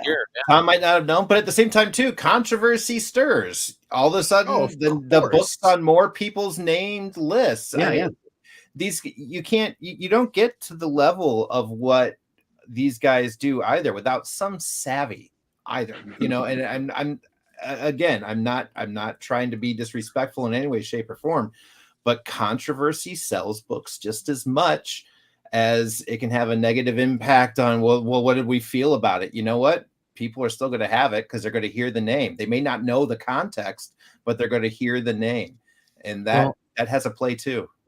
More than anything, I hope, Tom, what happens is that if people perceive the book or the story, not the book, the story as kind of, bad or, some issues that, and Tom wants to be a comic writer, that Tom can take constructive criticism from the community and become a better writer at it, and then just fucking kick ass and become an amazing writer. Because I feel like, we see it in so many areas of the YouTube world right now, people not being able to take criticism, constructive criticism, and that's a good thing in life. And it'll make people better in the end. So I really hope, and it sounds like he is, because you never hear Tom bitching about somebody talking shit about him. He's like, on to the next one, on to the next one. I never hear it. So Tom's way too professional for that bullshit. He even accepted like that. He even accepted the fact that his alter ego exists, Comic Tim. I don't know the guy Comic Tim, but I know that there is a guy out there called Comic Tim. Wears sunglasses. He kind of looks like me, but he, Comic Tom understands that is a real thing. And look, hustler is a hustler. I'm a hustler. Manu's a hustler. He's a hustler. Like I said, I just want to see a little more transparency about all this hobby. CGC is the top of the food chain that needs transparency. It would be nice for fucking Marvel to put out numbers and, be transparent with what's going on with comic stores right now. The big two really need to be transparent. And that's the problem. It's like, we still have a lot of old guard people in charge of this hobby in general that don't want to see things change. And, I give him credit for being a disruptor to a lot of things, but I'm still fiercely protective, not gatekeeping, but protective of the fact that I do not want to see comics just fucking disappear again. The only thing that comics disappearing did from like 95 to 99 gave us an amazing renaissance in Marvel, and some of the greatest books to come out in the last 30 years came out in the beginning of the 2000s when comics kind of came back. But who wants to not be part of this community anymore? I don't want to lose my friends here because they got out of comics because they found out like shit's not worth anything anymore or overproduced garbage, whatever. I'm gonna stop talking now. But does it have to be worth something to be enjoyed as a comic? Because it has to be story-wise. It has to be worth something. I think that's the hardest thing right now. A lot of people are collecting from apps that are telling them to on the premise of value, not necessarily on the premise of a good read. That to me is like, that's why I love my indie comics. I live and die by that. And I take it by word of mouth because I don't get to hear about that on top 10s. I'll see a top 10 covered with Spider Boys and everything else, Marvel, this DC. I'll be damned if you say something bad about Here's a perfect example. Mark Silvestri put out one of the best fucking Batman books in the last 30 years last year, and no one talked about it. The man got better. He went from being the best artist of the Image Group to being better than everybody. Puts out a Batman book. How many people talked about it? Nobody. Nobody. Wow. I was trying to have conversations with how many new characters showed up in it. That's kind of, unfortunate. That's the unfortunate side. People don't talk about stories. It's probably the best Batman and Joker story in 30 years, 20 years. Yeah. I don't know if it was as good as Snyder's Joker and Batman story, but it's up there. It's good. Yeah. And that's what I'm saying. Yeah. People are just not that interested in it. And, I when Glenn made his video, about writing and stuff, I made my reaction, talked about that. And it's just like I said in my video where I'm like the worst performing video I've ever made in the history of my YouTube channel is top 5 tips on how to catch up on your comic book reading. And it was a good video, guys. I got some banger tips on how to catch up on your reading. but nobody gave a crap. You know, like you do a review of comic book, you talk about new stuff. Me. We're going back into the controversy. No, I'm kidding. Yeah, sorry, I'm gonna cut it off. Yeah. Look, Swag. I did me and my buddy Dave, who's Dave Correa, who's an amazing illustrator. I can't show you that, but he's an amazing illustrator. We did a flip through of Bernie Wrightson's Frankenstein, and he talked about it on a level from painting and creating, and nobody fucking watched it. Nobody fucking watched it. But shout out Dave Correa though. Oh hell yeah. Hell yeah. I blame Marvel and DC. They need to be doing more stuff with the community and making content around the culture of comic collecting. They don't, and that's why nobody cares about it. Yeah. Yeah. Hey, it's the story of my life. David, relate. Anytime I post a book that's of my PC, even though it's like $2 or something, I'll give a synopsis, paragraph, nothing. All right, we post up some grills. Like, you know what? Whatever. Yeah. Yeah. I'm gonna go cry now into my comics. Well, guys, it's been an amazing night. We're coming up on 2.5 hours. We've had a lot of conversation. We've covered a lot of topics. I think for the sanity of all of our friends that joined us for this evening, I think we need to make sure they all get their appropriate shout outs and tell everybody where they can be found on social media. So I'm gonna single out everybody one at a time so they can let everybody know before we sign off this evening. But that being the case, let's go ahead and start off with our friend Bryan McClay. Bryan, where can you be found on any social? Let it all out. I don't even care if it's X. You can find me on IG. It's just Bryan McClay on IG at Bryan McClay. You can find me on YouTube Beyond Wednesdays. We do live shows every Wednesday and Saturday night. And then you can find me on Friday nights on the House of Stein channel doing the Hot 10 Comics show that we've been doing for almost 6 years now, maybe. So, yeah, find me there. Nice. Swag, you're up. Ryan, you're on deck. Yeah, thanks for having me on the show. If you guys want to subscribe to my YouTube channel, it's just called Swagglehaus right there. And then I'm on IG as well, Swagglehaus __ comics. So, yeah, appreciate it. Check you out. All right, Ryan. All right. Automatic Comics on Instagram and YouTube. Just late here. I'm getting tired. Bro, I'm East Coast. I'm with you, dude. That's why I was just like, we're done. Like, Ryan, this is your moment. You need all your energy right now in this moment. My Mountain Dew ran out so long ago. It's the code red too. Nice. All right, Manu, Ryan, you're up. We need to get this man out late night. Thank you, everybody. You can find me walking on the beach with Dennis and, the 9.9 Newsstand on Instagram. Just find me there, please. I appreciate it. Thank you. DM me if you ever have any questions about anything. And I appreciate everyone being here tonight. It was fun as hell. So thank you for having me. And thank you, everybody, for being with us in the chat. Amazing night. Thank you. I would just like to thank the Academy, my mom. Hi. Yes, you can find me in my ridiculous circus of bullshit right here on YouTube, West Coast Davengers. Every Wednesday, I do a live sale. Every Sunday, I drop a new video. Watch my Todd McFarlane interview because it really is the most passionate thing that I've ever done in comics. So, and I want to say thank you to everybody, homies, new homies, old homies, the chat, Dennis. Nothing but love, honestly, nothing but love. And for everybody joining for the first time tonight, and that was with Instagram this evening, we definitely had a record night, over 150 people at one time in our show. So we sincerely appreciate everybody coming out and joining us this evening. It's been 100% amazing. We sincerely appreciate it. And Theo, anything you got going on this week people should know about? Besides a badass eBay Live earlier? Not really. My name's Rage. I like to party with comic books. That's about it right there, guys.